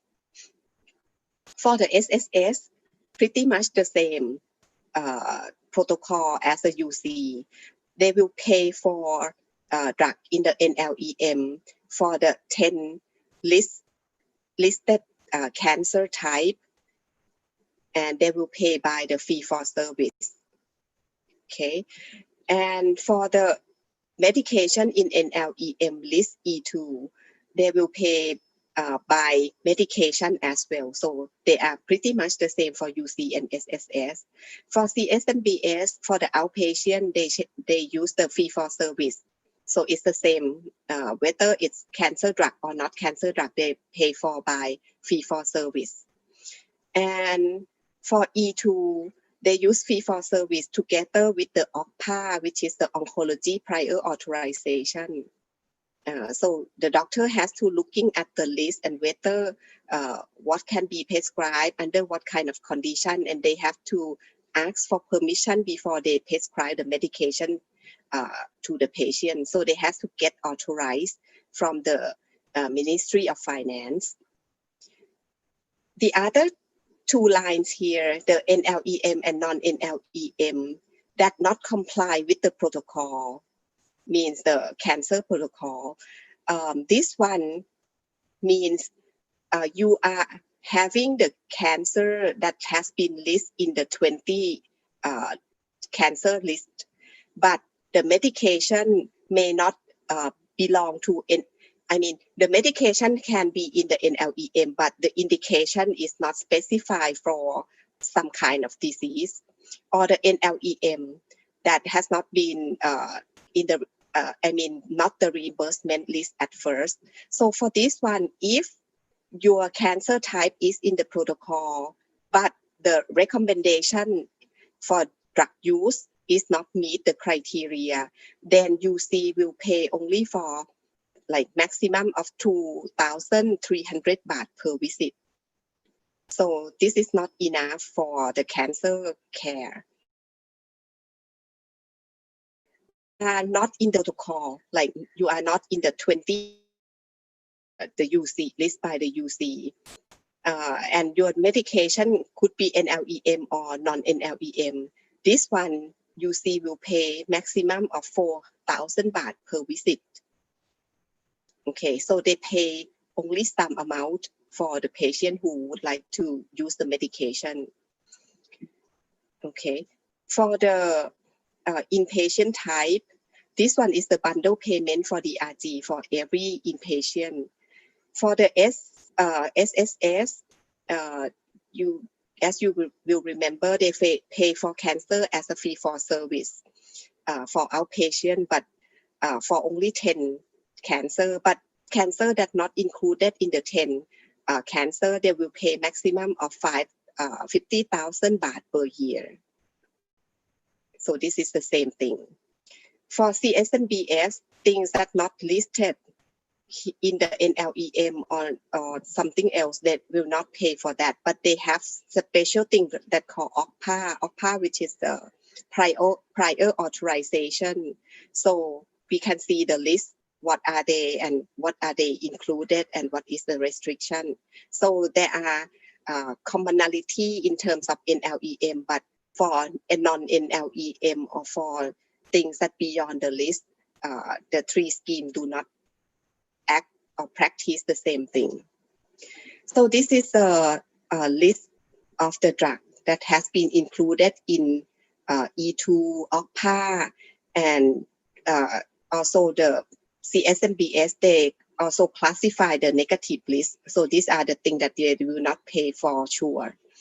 So for E2 that can be accessed for by the three health insurance scheme, this is the only list that we have. But for OCPA is a special list for the CSMBS. They have a special prior authorization program. They have to, before use, the doctor has to ask for permission and get authorization. And after use, there will be a group of people accredited whether the use is rational or not. And if it's not rational, the doctor and the hospital have to pay back for the cost that has been incurred. The indication for anti-cancer medicine in E2 program and in the OCPA program, we have some medicine that has been listed in E2 and together they has been listed in the OCPA as well. The E2 program seems to be limited comparing to the OCPA program. So OCPA will give like expanded benefit for this medication. So if we taking a look at the access to medication, it seems like the CSMBS has a better access in terms of widening indication comparing to UC and SSS. Beyond that, beyond all the NLEM and OCPA, we have the Patient Access Program or PAP. This is the alternative way to help patients to access the high cost medicine, also including the cancer medicine. From the study at the end of 2018, in Thailand, we have at least 46 PAPs available in the country. The PAP comes in different various types. For example, it can be like a fixed PAP scheme. For example, the trastuzumab, you can buy 3 and get 1 free. So this is fixed for everyone and for every scheme and for like until the PAP has been, I mean, until the company changed. So this is the fixed PAP scheme. The differential pricing scheme, which is another type of PAP, for example, it can be different based on the income of the patient. For example, nilotinib will be free for patient who has the income less than 1,000 baht per year or around 3,000 US dollar per year. So the patient who qualify for this will get the nilotinib for free. But for those having higher income than this point, they will get it with another type of like fixed PAP. The other type of the PAP might be the one medication that has different indication. For example, it could be used for colorectal cancer, it could be used for breast cancer, it could be used for lung cancer. The PAP for each indication may be different. So we have the PAP program to help out the patient cover the medication that is not been listed in the NLEM and the OCPA program. However, even though the PAP is available, but the amount of money that people have to pay is still very expensive. So in conclusion, even though Thailand has go very far in terms of health insurance system, we cover 100% of our population. We have the NLEM, which cover a lot of medicines adequate for most of the disease in Thailand. However, the things that we think that is supposed to be improved is the NLEM listing process. I've known that in Australia, the process has been like set very efficiently. Per year, you have like every 3 months you can submit your medication to be considered. But in Thailand, we did that for every 3 years. The reason why it has been taking quite a long time to enlist the medication in NLEM is because we have limited staff. Also, we require that the independent reviewer to work, like to conduct the health economic study, to review everything. So we do not allow company to do this.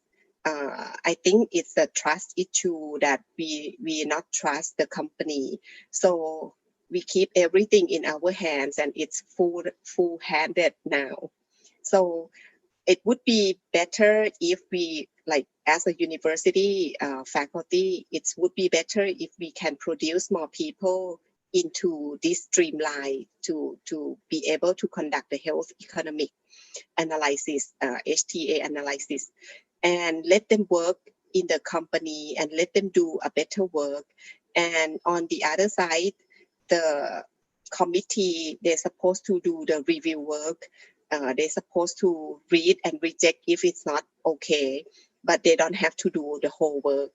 I think this kind of thing will be better in terms of the process instead of 3 years, which the lead time for new drug for 3 years might be too long, and it's prevent the access to medication as well. The other thing is we have the limit access to high cost innovation drug, especially when it comes to like cancer drug. Mostly the cancer drug, as you see, the overall that we have, especially for biologic drug, we have very little biologic drug listed in the NLEM. The thing is that whether we should, what should we do? We pay for almost everything, paracetamol, loratadine, things that supposed to be like self-care, but we didn't have enough money to pay for catastrophic illness. So maybe we have to thinking right now, because we run the universal coverage for like since 2002 up until now, it's 18, almost 20 years already. So we might have to sit back and think carefully, what should we do? Should we cover things that people can take care of themselves or can access the medication by themselves, or should we take care of the catastrophic illness, which once you have it, you even the people with middle income, they cannot afford. So I think this comes to the place that we have to think about whether what we should do about the high cost care. The other thing is that different health insurance schemes get different access, especially to high cost drug. So we might have to think about how are we going to make sure that the equity or the inequality has been there. So that's all for my presentation. Thank you very much. All right, thank you very much, Dr. Pure, for a very interesting presentation. And from your presentation, we learned that Thailand has implemented the universal health coverage as long before us here in Indonesia. In Thailand, it was implemented in 2002. Yes.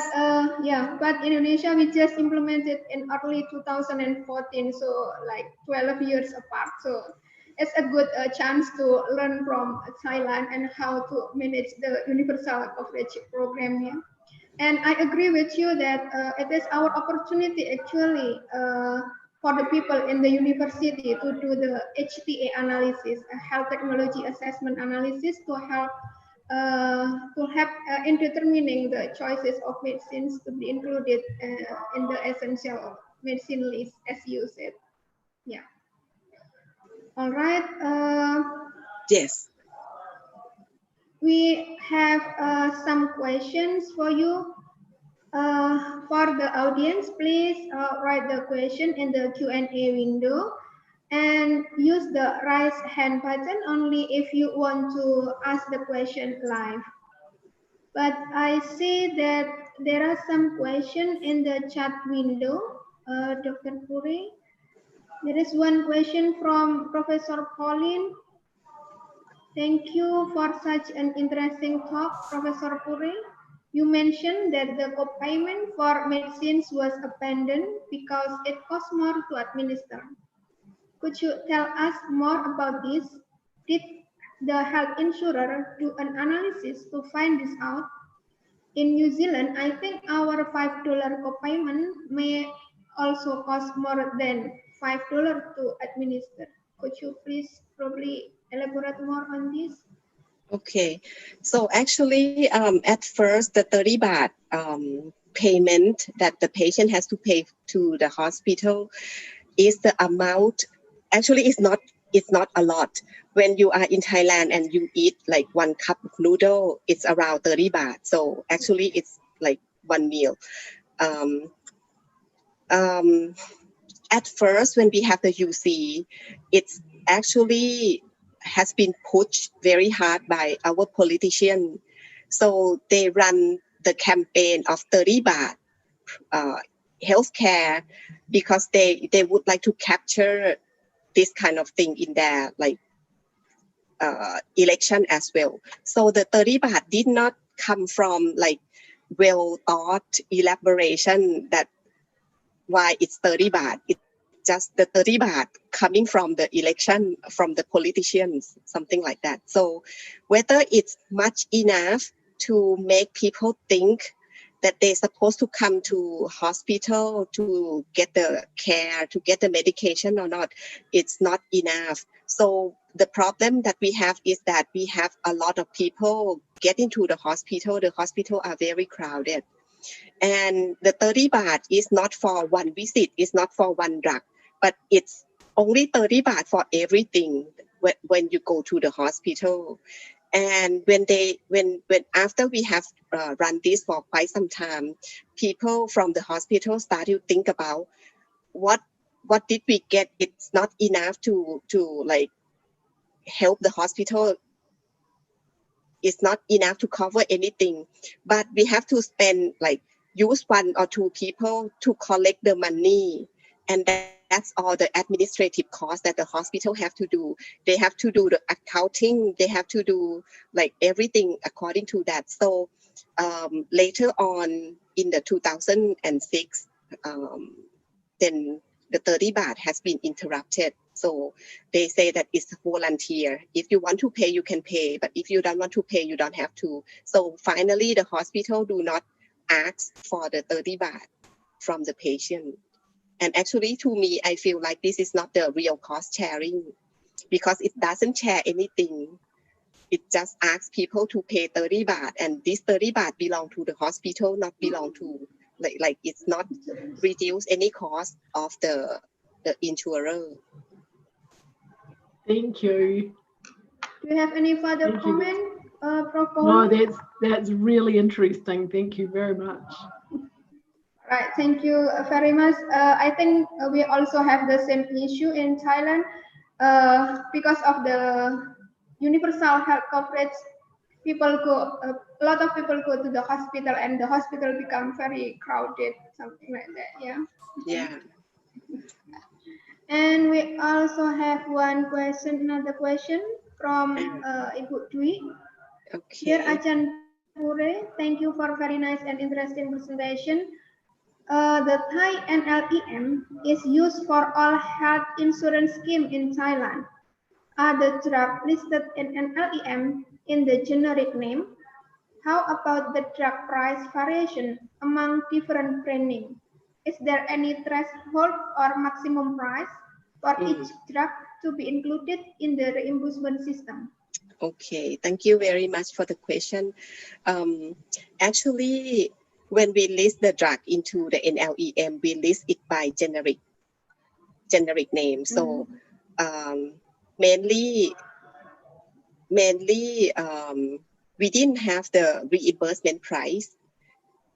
So actually, the system worked this way. The hospital who procure the medication has to procure it according to the procurement law. So if there are several brand name drugs for that same generic drug, the hospital has to procure the one that is the cheapest one. So mainly the hospital will get the medication, which is the generic one. However, they can procure the originator one, and mostly the hospital prescribe the originator for CSMBS, which the patient comes to the hospital and the hospital get money back by fee for service. So these are, I don't know, it's a intriguing things because UC and SSS hospital get close-end payment, the capitation payment. So they have to make sure that the money in the hospital pocket has to be reserved and used very efficiently, and mostly it's not enough. So once they have to use the medication, they will use the cheapest possible. Not talking about the quality. The quality is good already, but they use a generic drug for UC and SSS. But for the CSMBS, because the government pay back to the hospital by fee for service, and because they kind of have the financial problem from the UC and SSS, that's why they're trying to provide branded product in order to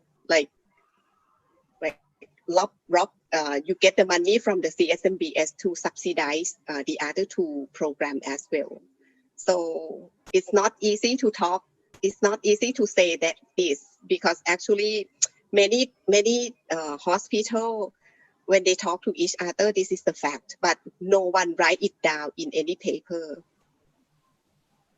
Yeah, thank you for the explanation, Dr. Puri. And we have one other question from Pak Victor. I realized that the incidence of thalassemia patient quite prominent in Thailand. How about the spending of health costs for the treatment of thalassemia compared to anti-cancer and anti-hypertension in Thailand? Okay, thank you very much. Even though we have the incidence of the thalassemia patient in Thailand, however, some medicines, the things that capture the ferric, I cannot remember the name of the medicine. It's very expensive, and the management of the patient with thalassemia is done differently. It has been proposed as a vertical program, so separate program for this disease, patient with this disease. So they will provide medication and such. So they have protocol, they have the registry, they have separate things to provide care for thalassemia patients. So it's not even talk about the NLEM. It's the different program, separate program. We call it like a vertical program. So we have and this kind of thing raise a question as well, because once you run the whole country health insurance program, and you have things that this is general, things that this is special for cancer and this is special for thalassemia, I think it's very difficult for the health insurer to do different things that is not the same. But they did that because they cannot use the same capitation rate for the patient with thalassemia. And once the hospital get the thalassemia patient, their money, their resource will be consumed very much for this only particular patient, and that's not fair for the hospital as well. Right, Dr. Pura, thank you for the explanation. And we now have, I think, two attendees who want to ask the question live. Hello, Taufik Ramadan. Yeah. Yeah. Thank you for the opportunity, Bu Anna. Good afternoon, Professor Pure. My name is Taufik. I am a student in Master of Clinical Pharmacy program. I would like to ask you about the medicine list in health insurance. In Indonesian universal healthcare, the government here applies a roughly similar approach. So they kind of like dividing the drugs in the formulary into tiers or levels. Some of these higher tier levels are only available on certain conditions or certain diseases. But sometimes, due to shortages or other problems, the hospital had no choice but to use these higher tier drugs. So by doing so, they had to face some reimbursement problems or maybe some, I don't know, some administrative problems. How does the hospital or government in Thailand tackles this kind of problems? Thank you very much.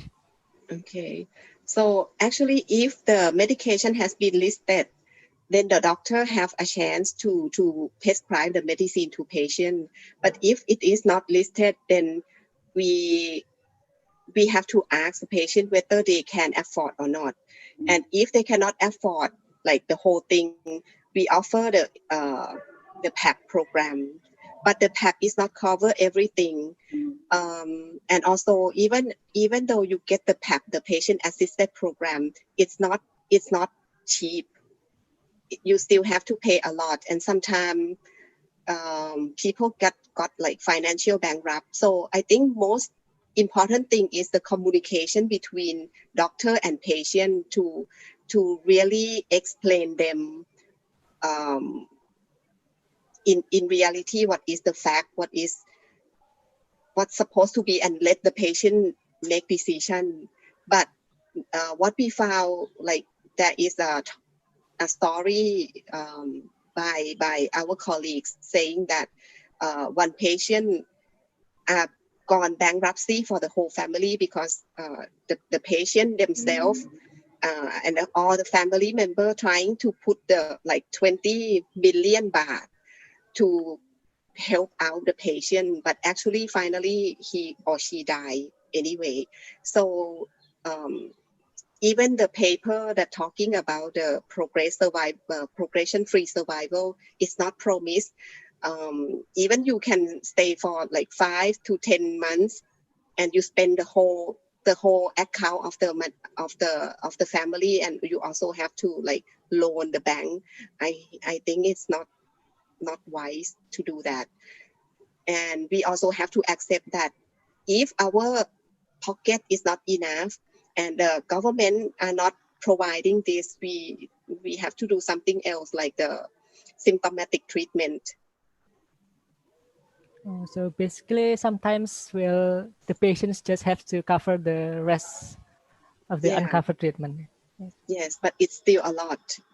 It's unable to do that. Yeah. Okay. Thank you very much for the explanation, Professor. Yeah. Thank you. All right. Thank you, Taufik, and the other attendees who want to ask question live. Rikita, would you please unmute your microphone? Hello, Rikita. Do you still want to ask the question live? Oh, there is no answer. Hello, Rikita. Okay. All right. I think she doesn't answer my mistake. Okay.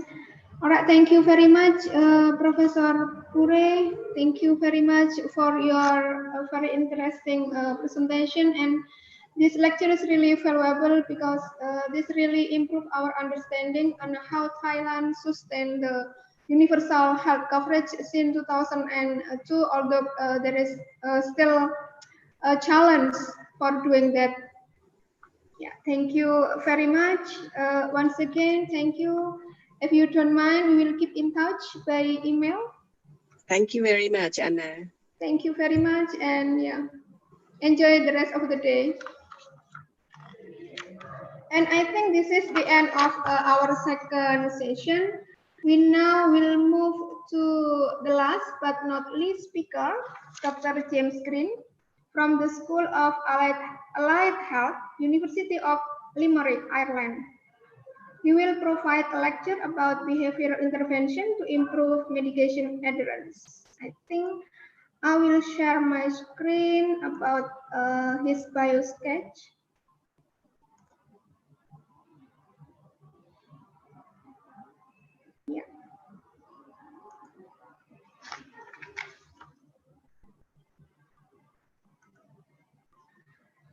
Dr. James Green is a chartered health psychologist and senior lecturer with the School of Allied Health and Health Research Institute, University of Limerick in Republic of Ireland.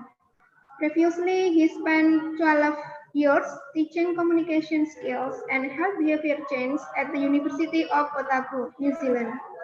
He retains an interest in social pharmacy research, interprofessional education, communication between health professionals, adherence to medicines, and understanding how people respond to symptoms in everyday life. Despite a strong qualitative background, he uses qualitative and mixed methods in his research. Much has been culturally located, looking at experiences of ethnic minorities or in low and middle income countries. And for further information about him, you could go to the University of Limerick website.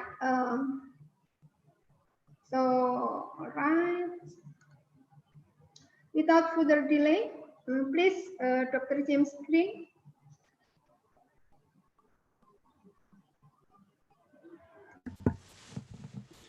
Good afternoon, everyone. Is my mouse gone?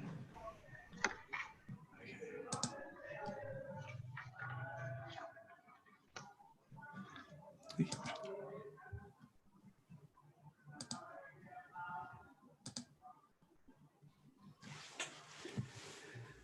Okay, so my talk is going to be a little bit more theoretically framed, and rather than directly talking about behavioural interventions themselves, I'll be talking a bit about the psychological factors and mechanisms underlying adherence and non-adherence, and how we can use that knowledge to appropriately target interventions. It will also touch on a number of themes like storage of medicines and herbal medicines that have already come up in Pauline's talk, and perhaps in hindsight, I regret not including a little bit more on herbal medicines in my talk today.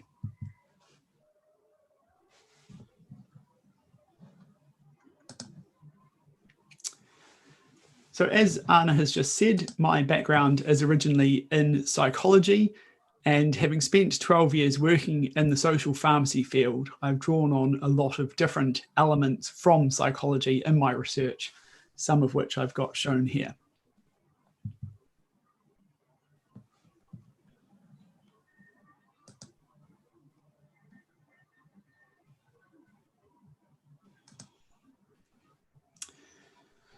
So today I'm mostly going to be talking about medicines adherence, but just in passing would talk about the fact that I've done quite a lot of work looking at communication in pharmacy contexts, from medicine advertising, pharmacist-patient communication, and also communication between pharmacists and doctors.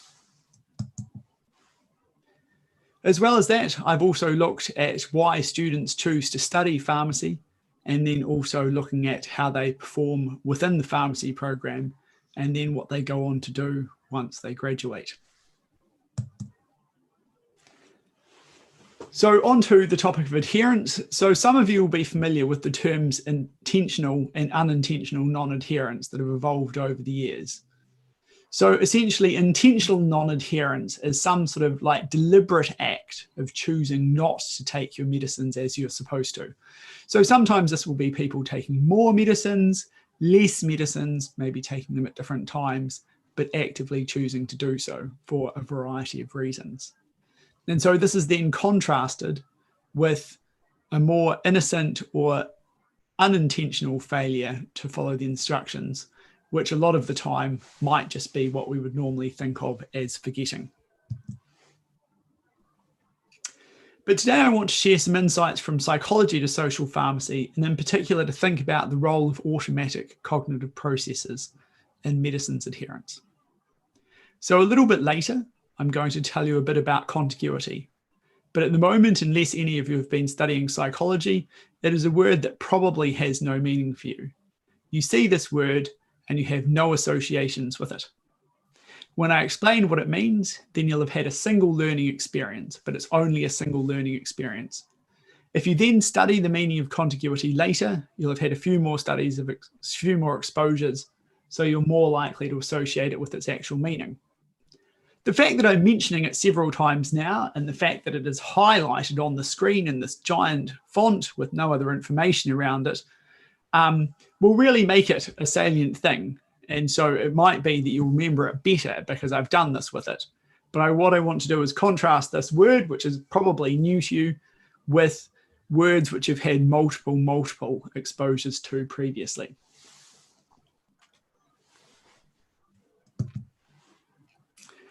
So when you see this word, you know what it means because you've read it many times and its meaning has become learned.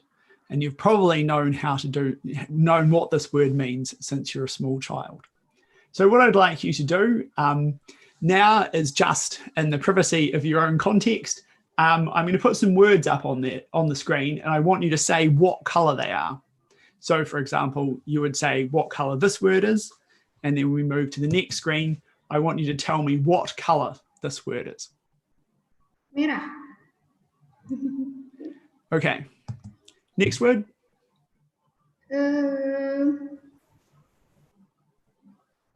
Orange. Purple. Yeah, so maybe Anna, if you can not say it, and we'll just be everybody else, because if you say it, it kind of like cues other people to what they should be doing. Okay.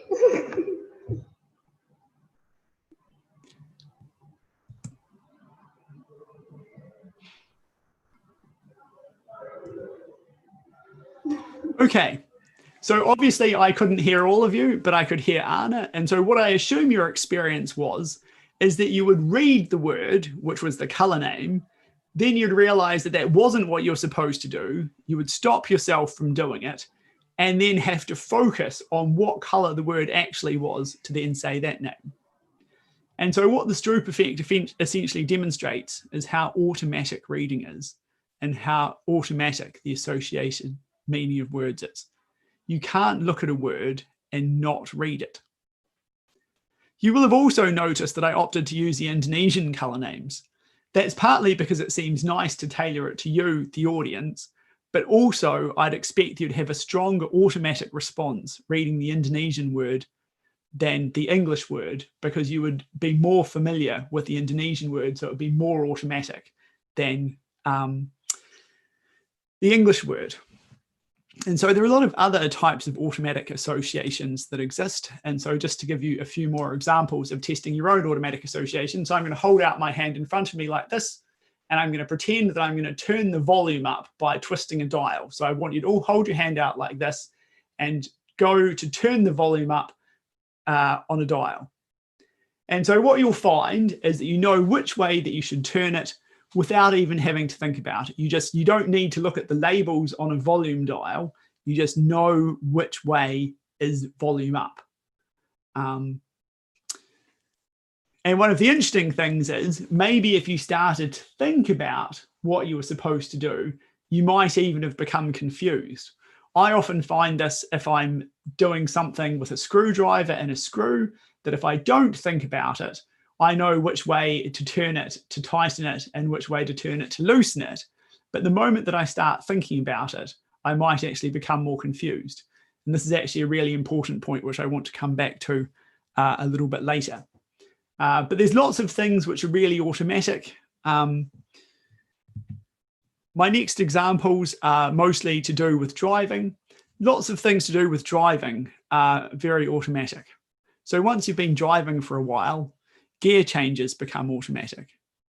Do you still remember how hard it was to drive when you first learned and how easy it was now? When you first start out, you put the clutch in, you probably look at the top of the gear lever to remember where first gear is because you need to put it in first gear. You then would push the accelerator down and try and rev the engine a bit, but not too much because you don't want to like embarrassingly rev the engine like you're in a race. And then you pull the clutch out and you hope that you don't stall. And over time, over a period of months, these things become automatic. And then you can change gear and eat ice cream and talk to your passenger all at the same time. And you never have to think about where's first gear, where's reverse, where's fourth gear. You just know all of these things. And there are so many behaviors around driving which are absolutely automatic. You don't think, oh, I'm going to turn right, therefore I must go and hit the indicator. It's just a thing that you do. So I spent quite a bit of time now just showing you a little bit about this idea of automatic processes and behaviors. So in psychology, we talk about these things called dual process models. And so in a dual process model, they typically contrast behaviors on the left. I should get a marker. Whoops. Yeah, that'll do. The behaviors on the left here. So things which are unconscious, automatic, low effort, and happen really fast. And you contrast those things which are conscious, deliberative, high effort, and slow. Nicely captured in this very famous book over here by one of the most famous psychologists in the world.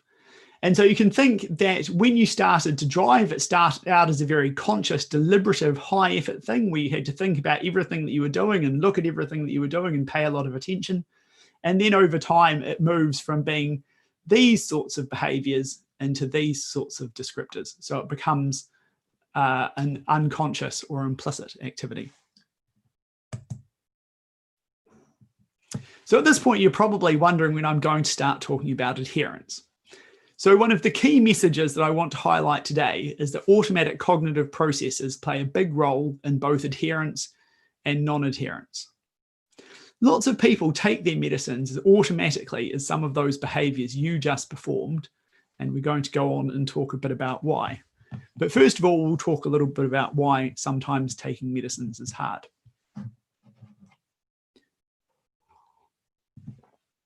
So if you're taking medicines on an acute short-term basis, they require all of those hard, conscious, deliberative, high-effort attempts to remember to take them. So that could be something like antibiotics or anything to treat like an acute condition where you're not taking it regularly over a period of months, but you're just taking it for a number of days until the condition goes away. So those are not automatic. But you'll probably know that they're easier to remember if you take your medicines once a day, because they're often taken with breakfast, or twice a day with breakfast and dinner, 3 times a day with breakfast, lunch, and dinner. Though as this last one, as a pharmacist, you might find it a bit problematic if you want your doses to be spaced more evenly, because there's often like a very large time elapse between dinner time and breakfast time. But if you want to try and space those out more evenly, then this will become a little bit harder for reasons which will become obvious in a minute. And you might also think about that there's often lower adherence for medicines which are taken 4 and 5 times a day, or perhaps medicines which are specifically to be taken on an empty stomach, because there are less obvious cues in your day to anchor them towards. So when we're thinking about how you go about taking something, remembering to take something, or remember to take something in the future, completing a task in the future and remembering how to do it is called prospective memory. And so most of the time when we talk about memory, we're thinking about retrospective memory. You're thinking about things which happened in the past. So I could ask you, what did you have for lunch yesterday? Or where did you go on holiday over the summer if you got to go on holiday and have a summer break? Or maybe where did you go last year if you couldn't go on the holiday you wanted to go on because of the current craziness in the world. Anyway, so I'm contrasting retrospective memory with prospective memory, which is where you're trying to remember to do something in the future. So say, for example, you actually want to space your doses out evenly and you've decided that you want to take one before you go to bed at midnight. You're going to take it at 8 a.m. in the morning and then 4 p.m. in the afternoon. So 4 p.m. is like the hardest of those times to remember. 8 a.m. is maybe like around breakfast-ish, depending. And if you go to bed late, then 12 p.m., that's like when you go to bed. But so 4 p.m. is the hard one because it's the one which doesn't sort of like fit with a pre-existing thing. So you're planning to take a medicine at 4 p.m. So this requires some planning, or at least you think to yourself, I must remember to take my medicine at 4 p.m. You then go on about your daily business. So if you're at work, then you would go on kind of like working through the afternoon. And all the while that you're working, you actually have some attention processes in your brain, probably located in the frontal cortex part of your brain, paying at least a moderate amount of attention to what the time is and trying to think that, is it 4 p.m. yet? strangely enough, because I had to get up early this morning because it's earlier in the morning in Irish time, I actually woke up quite a few times through the night because I think I had some process going, which was like, I must remember to get up in time. I must remember to get up in time, even though I had an alarm set. And you may know yourself that if you set an alarm to wake up early in the morning, that you'll often wake up in advance of the alarm, even if it is much earlier than you would normally wake up. And so you have these attention processes which are going on alongside the task that you're going on through the afternoon. And so then at some point, you're hoping that your attention process will be like, hey, it's 4 p.m., it's 4 p.m. Remember, you need to do a thing. And so that pops over and bubbles into your like current consciousness, and then that hopefully fully triggers your cue, and then you go off and you take your medicine at 4 p.m. and then your attention goes back to your ongoing task. Now, so hopefully it's not a giant stretch to realize that constantly monitoring for a time like 4 p.m. is cognitively demanding, and that you might quite often miss those sort of medicine doses. So within the prospective memory literature, there are two types of cues generally distinguished. The first type is a time cue, as seen here. So you're trying to take your medicine at 4 p.m. And as I've sort of already alluded to, there's a second type of cue, which is based around some kind of event or environmental situation. And you already will have seen this sort of example in Pauline's talk, that people will often keep their medicines close to the tea bags and the kettle and the things they need to make a cup of tea. Or if you take your medicine when you brush your teeth, it might be near your toothbrush. People put medicines in places to remind them to do things. So actually people have like a really good actually lay understanding of ways in which they can support their behavior in this respect. And so I think this sort of thing really explains why, as Pauline shared earlier, people keep their medicines in lots of interesting and strange places around the house, and not necessarily the places that pharmacists would approve of. But the idea is that your medicine, in being in those places, triggers your drive to remember to take them. I should also remember to say, and this is a trigger to remind me to say this, so I talked before about contiguity and said that you probably don't really know what contiguity means, or possibly don't know what contiguity means. So contiguity is the relationship between the stimulus and the response, and essentially how near something is in space and time. And so by putting your medicine right near these things, which are intended to give you the response, intended to cue you to take it, putting them here gives you really strong contiguity. So that's a good example of contiguity.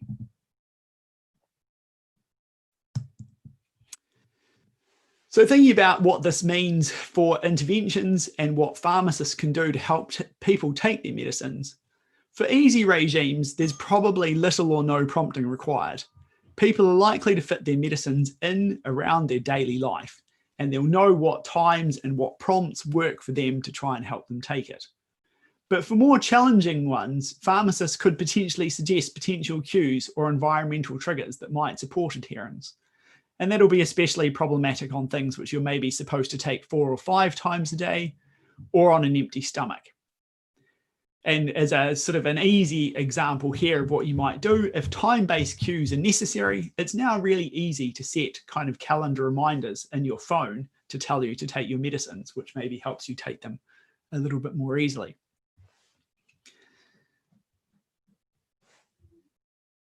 As an interesting aside here, there's some current evidence that suggests that perhaps modern electronic devices, as well as being helpful, are actually also starting to hinder people's ability to plan, because it is so much less necessary these days. With your smartphone, you can always search for information on the internet, or you can always set a reminder in your phone. Or if you're planning to meet someone, you can always contact them. There's no need to sort of like plan to meet somebody at 4 p.m. at a specific place. You can just say, send me a message when you're free. So actually a lot of the kind of planning which we would historically have had to done to meet up with somebody is not necessarily as necessary as it once used to be. It can also be particularly easy to pair a new medicine with an existing medicine. I was luckily able to take a picture of this device, which was belonged to the mum of a friend of a friend. And so what they've done here is essentially tape all their packages together to design themselves a reminder so that they take all of their medicines. And you can also see here that they've actually jammed, I think that one bottle's been additionally taped on the side, and this bottle's been stuffed into an existing packet. And so this medicine replaced an existing medicine, but by slotting it into their existing routine, they're then able to really easily take the medicine within their existing routine. And so this is perhaps our first true example of an automatic behavior in relation to medicine taking. So you're taking advantage of the fact that there's already like an automatic kind of process underlying their medicine taking behavior at this time. And so in contrast to medicines taken for acute conditions, medicines taken for chronic conditions tend to take much more advantage of automatic behaviors. That is, when you do the same thing and the same place at the same time on a really regular basis, they start to become automatic, like those reading examples we had earlier. So at initiation, a medicine for a chronic condition starts out much like a medicine for an acute condition. You have to remember to take it in a new place or a new time slot, and that requires some kind of effort or vigilance. So people will often pair it with something that they need to do it at the same time. So we're just going to continue with the making a cup of tea example. So you make a cup of tea and then you see the medicine because the medicine's next to the tea, which reminds you to take it. And when you do this over and over again, it produces a type of automatic behavior that both you and psychologists would call habits, would call a habit. It's one of those nice situations where the jargon term is not massively different from what you would normally call it anyway. And so the more times you do it, the stronger the habit becomes. And over time, you no longer need to explicitly see the medicine. The habit is triggered only by the cup of tea. This is why, in fact, people don't necessarily keep their medicines right next to the tea, though sometimes they do. But it might be in a cupboard near the tea. So the tea eventually becomes sufficient of a trigger that it reminds you to look in the cupboard. So you can then hopefully combine keeping your medicine, combine having a convenient trigger to take the medicine with still being able to have the medicine out of reach of children, and also maybe in a slightly cooler environment than sitting next to the hot kettle, which is probably good from a storage perspective.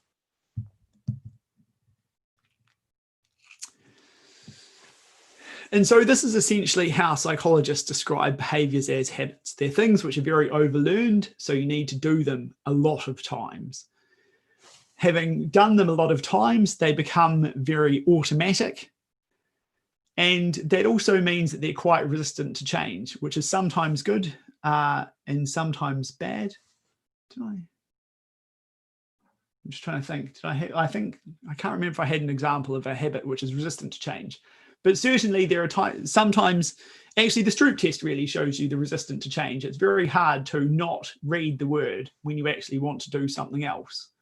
Or if you've ever been in a car which has the indicators and the windscreen wipers on the wrong side, and you spend half your time flipping your windscreen wipers when you meant to do indicating. Or if you go into a house where the hot and cold taps are on the other side to what you expect and you keep turning on the wrong tap.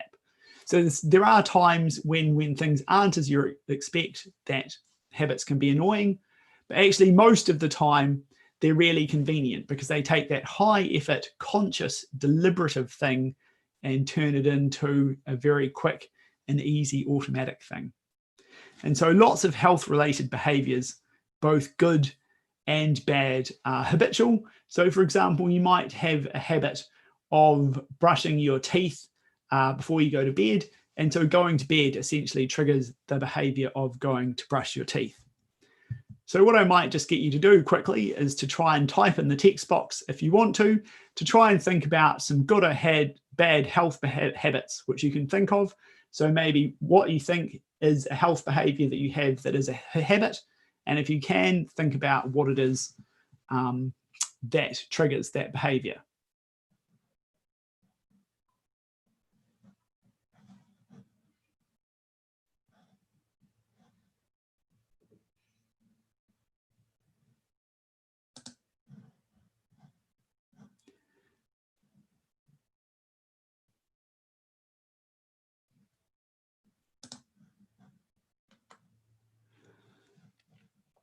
So other examples could be, I always used to eat fruit after dinner as a way of increasing my fruit intake. And so other bad examples would be sometimes when people are watching a movie, they might automatically have ice cream, or they might have popcorn or some other things like that. So people will have different health behaviors that are automatically triggered. And really a lot of things. Putting on a seatbelt would be like another example of a health behavior which is potentially automatically triggered.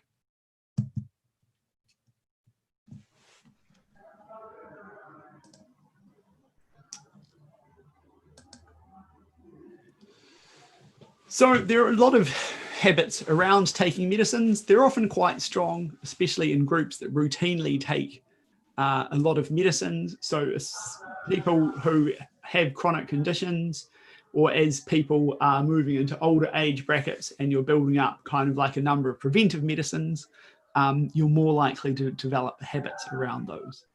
And they're generally quite positive and strong for adherence. There can also be times when those are problematic. So if your environmental cue that triggers your behavior is missing, so if you go on holiday, for example, then this is much more likely to lead you to forget to take your medicine because you don't have that kind of normal environment. Or worst case scenario, you might even forget to take your medicine with you. That's less of a habitual thing. But certainly when you're on holiday, you might intend to take your medicine, but because you don't have the usual trigger, maybe you go out for breakfast rather than having a cup of tea with your breakfast, or just because the jug is different, it doesn't remind you to take the medicine in the same way. It's also possible that some people may be less inclined to create the situations which lead to habits. I'm currently working on a paper describing some current questions remaining in the health habits literature. And so one of the sections I'm writing is exploring why different people may be more or less inclined to make habits. For example, we know that the personality trait conscientiousness is associated with higher adherence. So one possible mechanism is that people who are less conscientious are less likely to develop habits, which makes them less adherent. And also lots of medications for chronic illness also show little or no immediate benefit to the person taking them. So if you're taking a statin, for example, it doesn't miraculously make you feel better. In the same way that if you're taking an antibiotic, you actually hope to feel better in the next couple of days. So they're much more reliant on the extent to which people are motivated by future outcomes, because you need to think, I want to not have a heart attack, which is much further away in the future. So maybe people that are less motivated by future outcomes are less likely to develop habits. So having illustrated the ways in which automatic habits can influence medicine adherence, I'd like to just quickly finally talk about some other automatic cognitive processes that may have a role to play. So this is a model of habit development, but it shares a lot of common properties with many other models in psychology. So you have over on the left here, a bunch of what they're describing as miscellaneous determinants of intention, which lead to developing an intention, which lead to performing the behavior.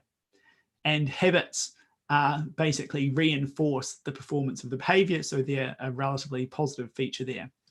But so moving to just another common model. So what you're wanting to watch here is there's these three boxes here. So moving to the theory of planned behavior, the intention and behavior boxes are still there, but those miscellaneous determinants of adherence are much more spelled out. And this model also looks like the model of reasoned action or the health belief model. These are all in some ways relatively similar and related models. So you might, for example, have someone who has a strong belief against vaccination, and they live in a community where others also share that view, and they're inclined to go along with what others think.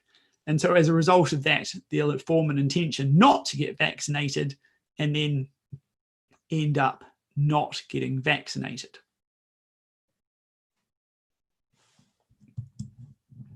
However, a key issue with many of these models is that although they predict intention quite well, intention doesn't predict behavior as well.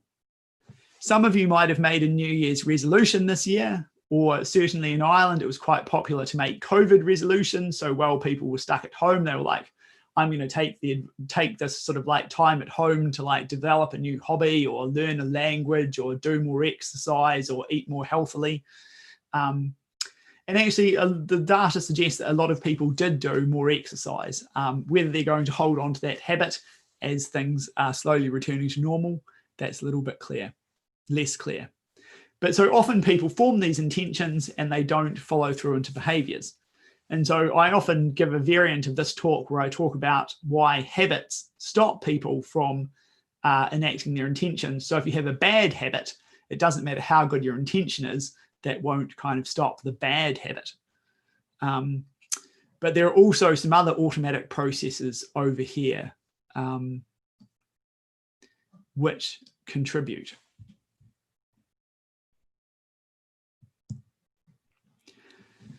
So I talked earlier, and I can't remember what my example was, but that sometimes you can't necessarily easily explain how things work. And so an obvious example of this would be riding a bike or driving a car.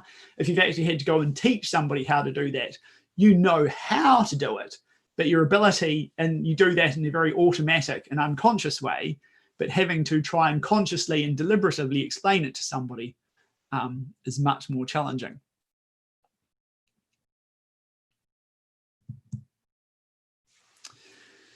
And sometimes we also make judgments based on things we're hardly even aware of. When exploring the effects of first impressions, I often get my students to play the hobo versus professor game. This is a lineup of people from the United States. Some of them are professors and some of them are hobos. It's a bit of a mean game, but generally the students are very accurate. You're probably already thinking that this person over here is the professor and that these other two guys are the hobos, but do you even know why that is? And so people often know or have some confidence or some judgment about something without necessarily knowing why that is. You might be familiar with the advice if you're taking a multiple choice exam that you should not change your answer and instead go with the first answer that comes to mind. So the idea there is that you have a feeling of recognition which like triggers your initial answer choice. And that actually, if you try and think about it too much, you actually might end up circling the wrong answer. So if you start out and you think, oh, I think it's B, that it probably is B. And then if you try and think about it and you change your answer, you're actually most often likely to change your answer to the wrong one. And so a lay person might call this sensation a hunch or a gut feeling or kind of an intuition. But going back to this idea of dual process models, that kind of gut feeling or intuition is from this kind of unconscious automatic category over here. You have this stuff bubbling up, it's in your brain, you know about it, but you can't necessarily articulate it. And that contrasts with your kind of like deliberative, conscious processes.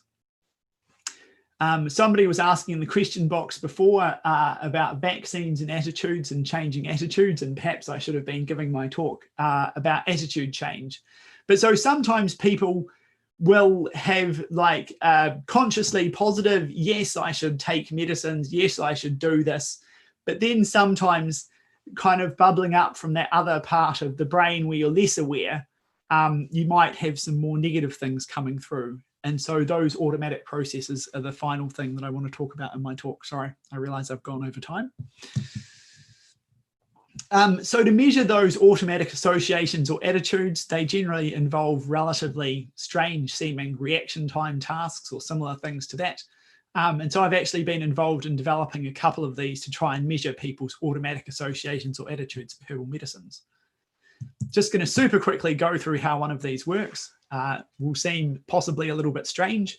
So essentially what we do is we take a picture of either a herbal medicine or a conventional medicine designed here. So you would only see one of these in each question. So there's a series of these questions which you do over time.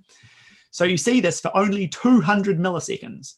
So this is a lot like a subliminal priming task. So you're possibly not even aware of the fact that you've seen this. So he flashed this picture up at you. There's a 100 millisecond gap.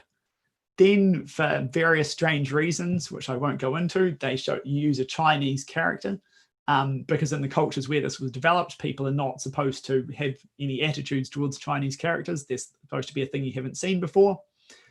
Then you see some random noise, and then you're asked to evaluate how pleasant you thought the Chinese character was, assuming that you actually even think you saw it. So you do a rating task of this. And so the idea is that people have no particular preference for the Chinese characters, but the picture of the medicine or the other thing, which was flashed up very briefly before the Chinese character, that your attitude towards that, your automatic associations to that, should spill over to your rating of the Chinese character. And so in a couple of studies, we've shown how these automatic associations are associated with people's decisions around taking medicines and adherence. So in a New Zealand population sample with one of my former PhD students, Mudasir Anwar, we followed up people for 30 days to try and find out what symptoms they had and what they did about those symptoms. And so we found that positive automatic associations towards herbal medicines predicted higher use of self-medication and also higher use of home remedy. And then in a different study, in a student sample, we found positive automatic associations to conventional Western medicines was associated with higher adherence to those sorts of medicines.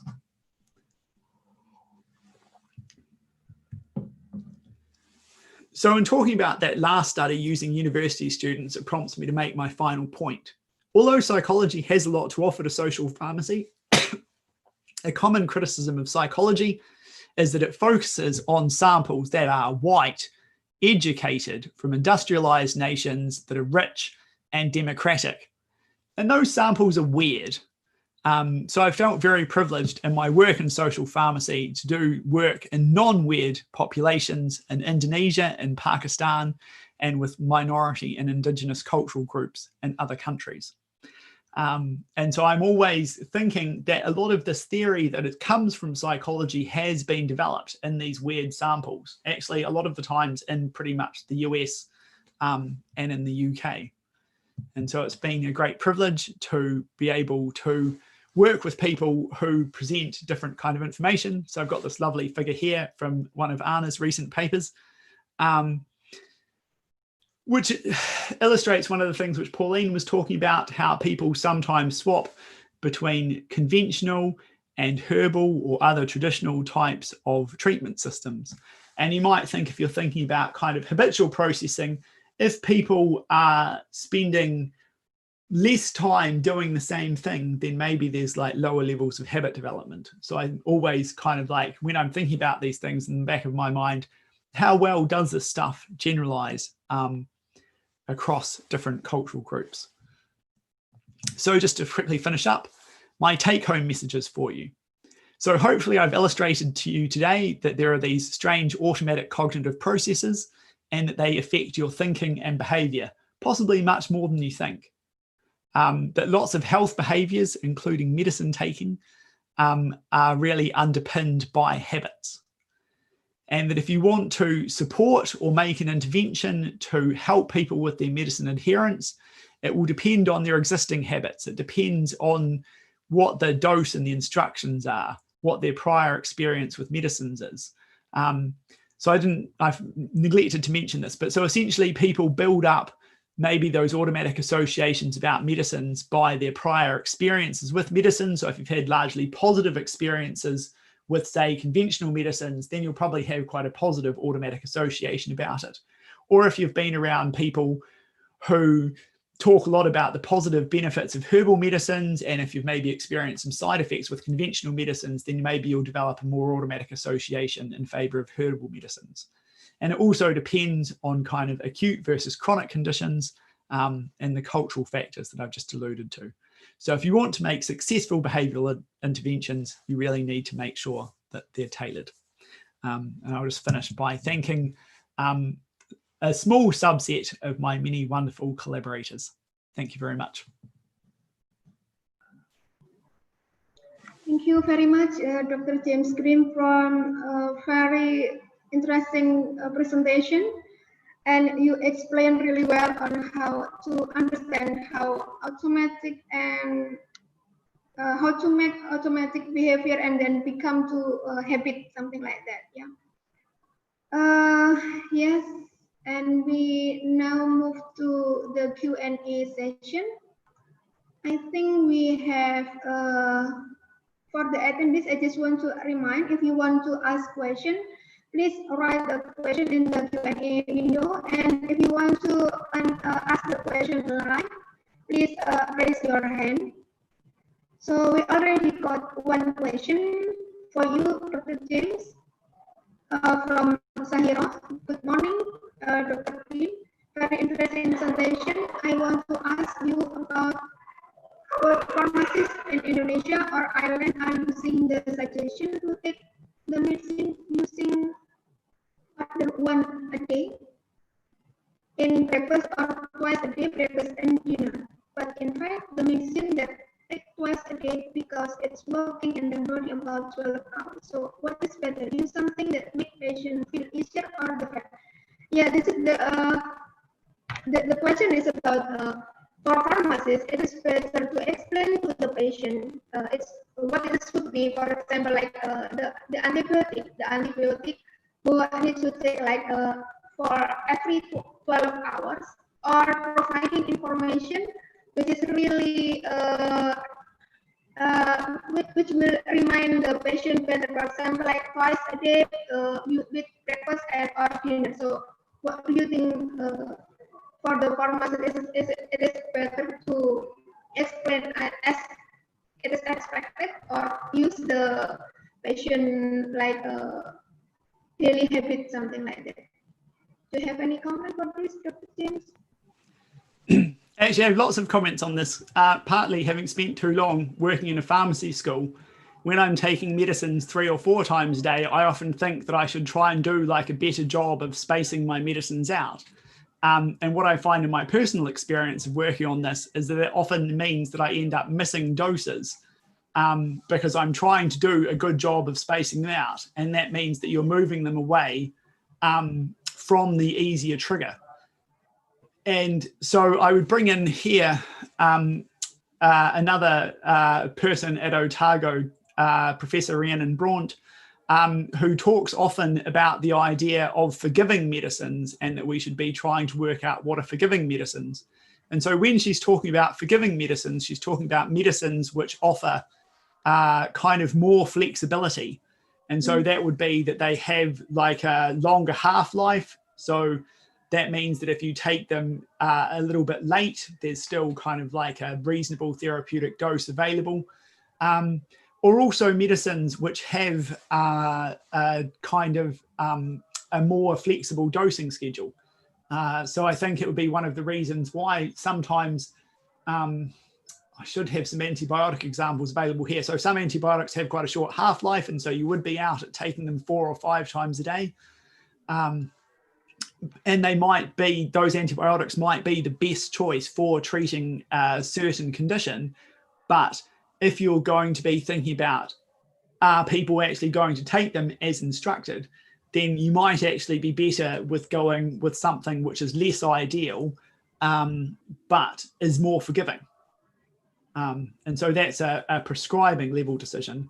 And so I guess as a pharmacist, you are potentially able to think for a specific medicine, is the dose timing critical for this particular medicine? Is it okay if they're, you know, breakfast, lunch and dinner, which at least for most people isn't 3 times a day, isn't 8 hours apart. And so I think you can think about, and I mean, also it all really depends, like different people have lunch and dinner at very different times. I have a great problem here. We joke about and call Irish lunchtime, because Irish lunchtime is like an hour later than I would expect, based on my own kind of like cultural norms.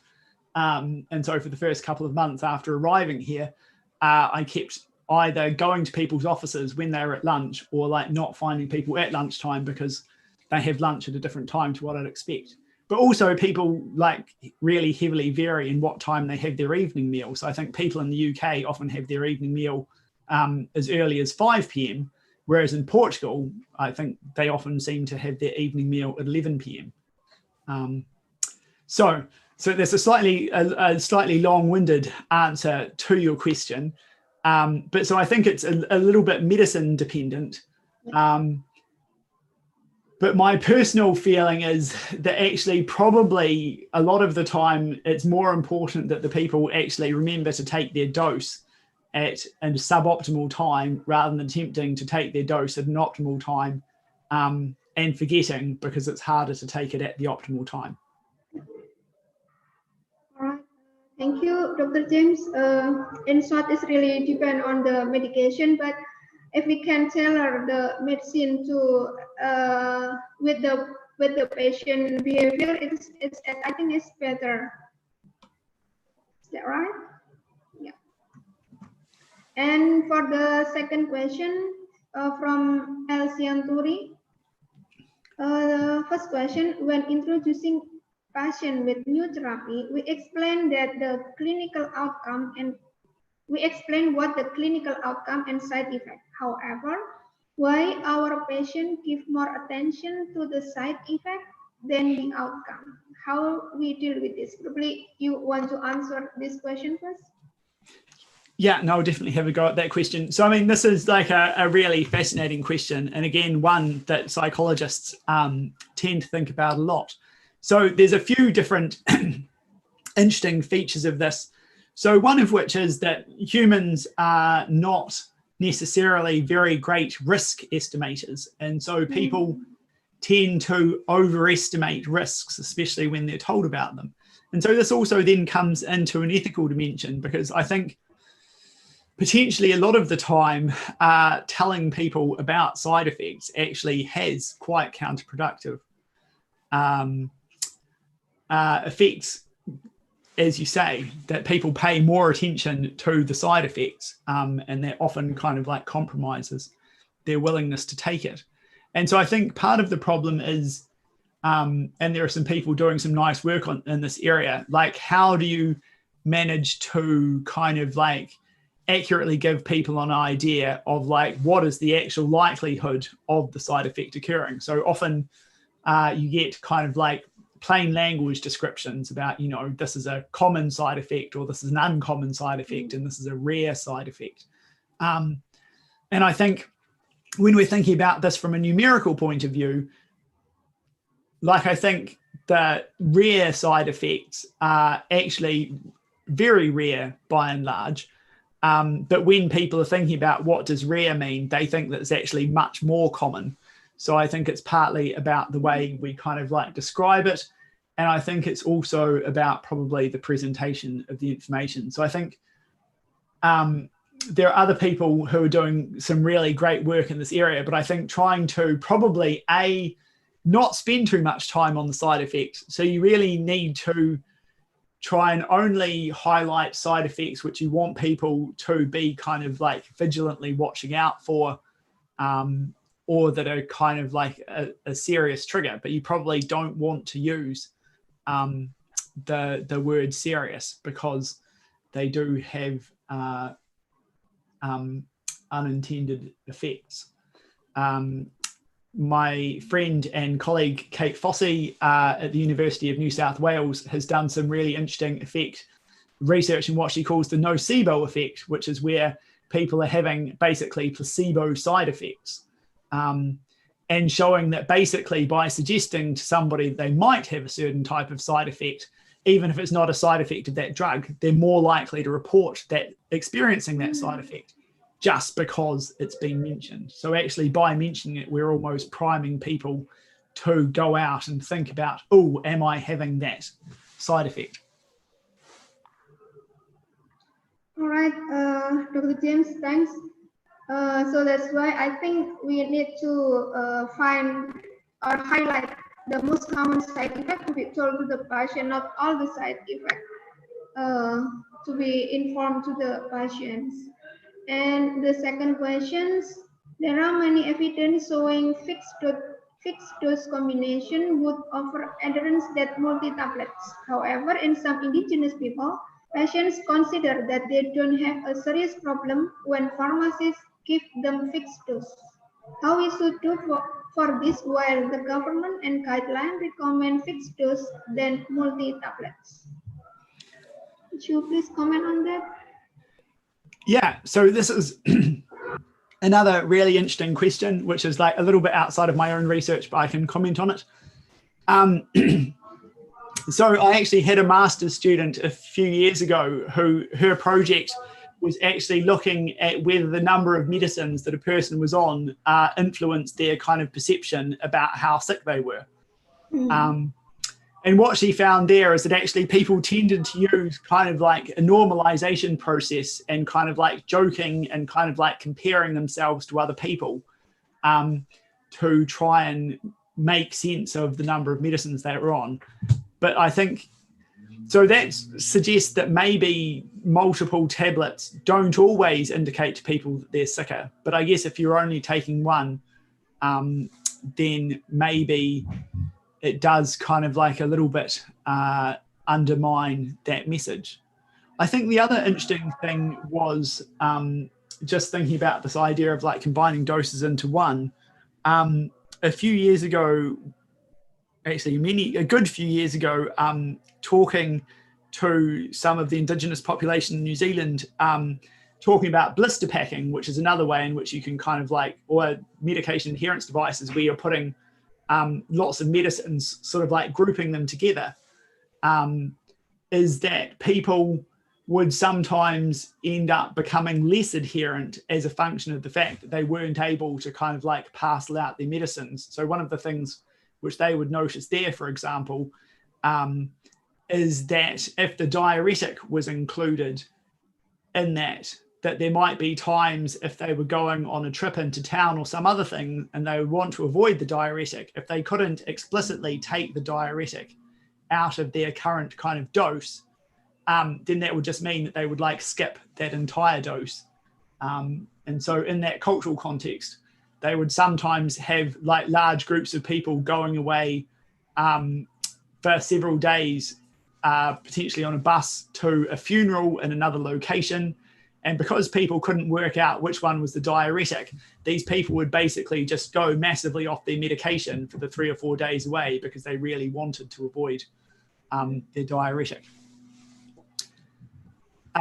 So that's not, I guess, directly answering that. But I guess what I would say there is that I think that there is some use in kind of having flexible delivery, that for some people having like a fixed combination dose is really handy, but there are definitely other contexts in which it might be actually quite convenient to not have everything necessarily merged into a single dose.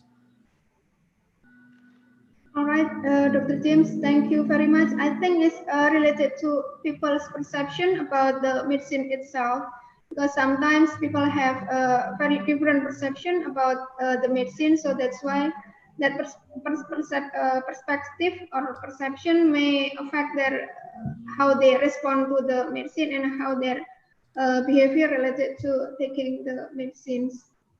Yeah. All right. Thank you very much. Is there any audience want to ask the question live? I think no. If you don't mind, I have a question for you, Dr. James. You said that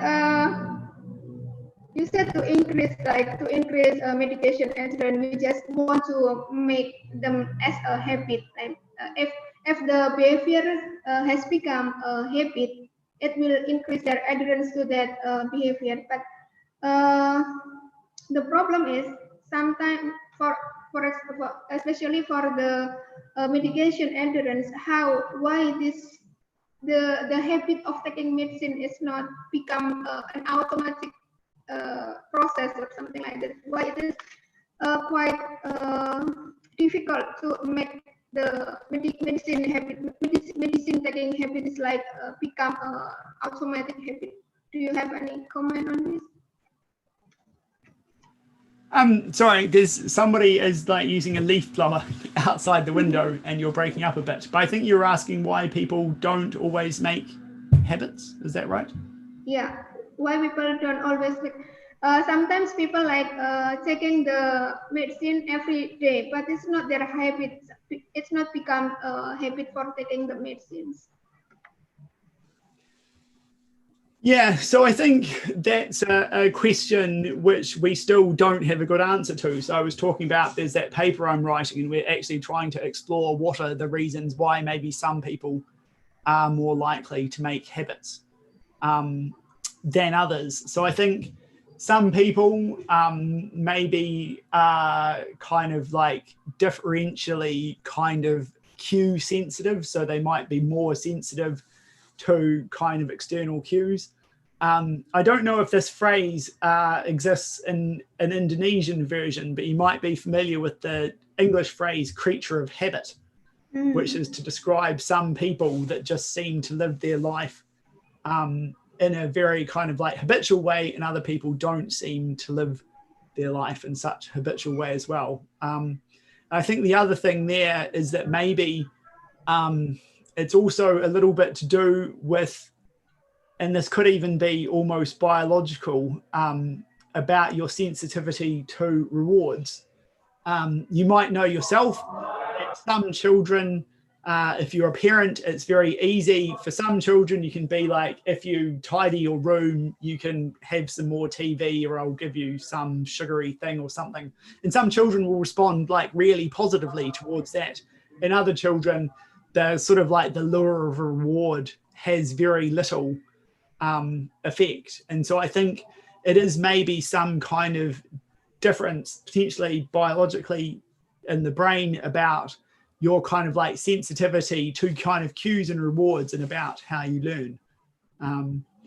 In the same way that I think some people pick up bad habits very easily, you know, like some people might, for example, try numerous cigarettes and never become addicted. And cigarettes is a slightly messy example because there are two ways in which you can be kind of addicted to cigarettes. You can either be physiologically addicted, so you're really addicted to the nicotine, or you actually become addicted to all the kind of like the behavioral things around cigarette smoking. So if you're thinking about cigarette smoking, you maybe know some people who are like, they're like, it's been 3 hours since my last cigarette, I need to have another one. Or there are people who smoke a cigarette because they're with other people smoking a cigarette. And so the people that are smoking a cigarette with other people that are smoking a cigarette, they have kind of like a learned psychological addiction, probably more than like an addiction to the nicotine. So yeah, I think that's certainly a question that I'm interested in pursuing in further research, because I think habits can be really positive for helping people do kind of like good behaviors, including medicine taking. But there are definitely some people that seem kind of like less inclined to form habits. All right. Thank you for your answer. Does that mean that to make behavioral intervention is effective, we need to tailor that intervention to specific people, or personalized intervention? What do you think, James? So I think you can do tailoring at a number of levels. And so you can think about tailoring your intervention to potentially specific medicines or to specific conditions. And then you can also go down to kind of like tailoring at an absolutely individual level. And so I think for a lot of interventions, probably thinking about at that higher level, thinking about what are the interventions you want to make at a medicine or a condition level are probably the most kind of cost effective. But there might be times where you have a particularly a patient who has particular adherence problems, or for somebody who the health outcomes of not being adherent are much higher, we might want to go down and like tailor it right to that individual level. I mean, I think we'd probably all like to do individual level tailoring, but there's a limit to time and resources, I guess. All right, Dr. James, thank you very much for your lecture and valuable explanation in this lecture. So we learned a lot about how automatic behavior and how to like tailor the intervention. I think it should be established based on should be tailored based on the need, whether it is based on the medication or based on the disease itself. All right, thank you very much. Once again, thank you very much, Dr. James, and enjoy the rest of the day. And for all the speakers, if you still join us, thank you very much to make this event happen. So yes, we have gone through all the speakers and I think come to an end of this webinar. And thank you very much also for all the audience for participating in this webinar. My apologies for any inconvenience that might occur during this webinar. And please check your email for information about certificate and other information related to this webinar. And this might take a bit of time as we work through the process. All right, we hope that all of you blessed with a good heart for the speakers and also for the audience. And once again, thank you very much for the speakers and also all the audience. And we might see you again in other webinar. Thank you very much, everyone. Assalamualaikum warahmatullahi wabarakatuh. Thank you. Thanks again, Anna, and great to see you, James. Great talk. Thanks. Thank you very much. Thank you very much. Thanks, Professor Puri. Thank you. Nice to know you. Good night, everyone. Thank you Good very night from New much. Zealand.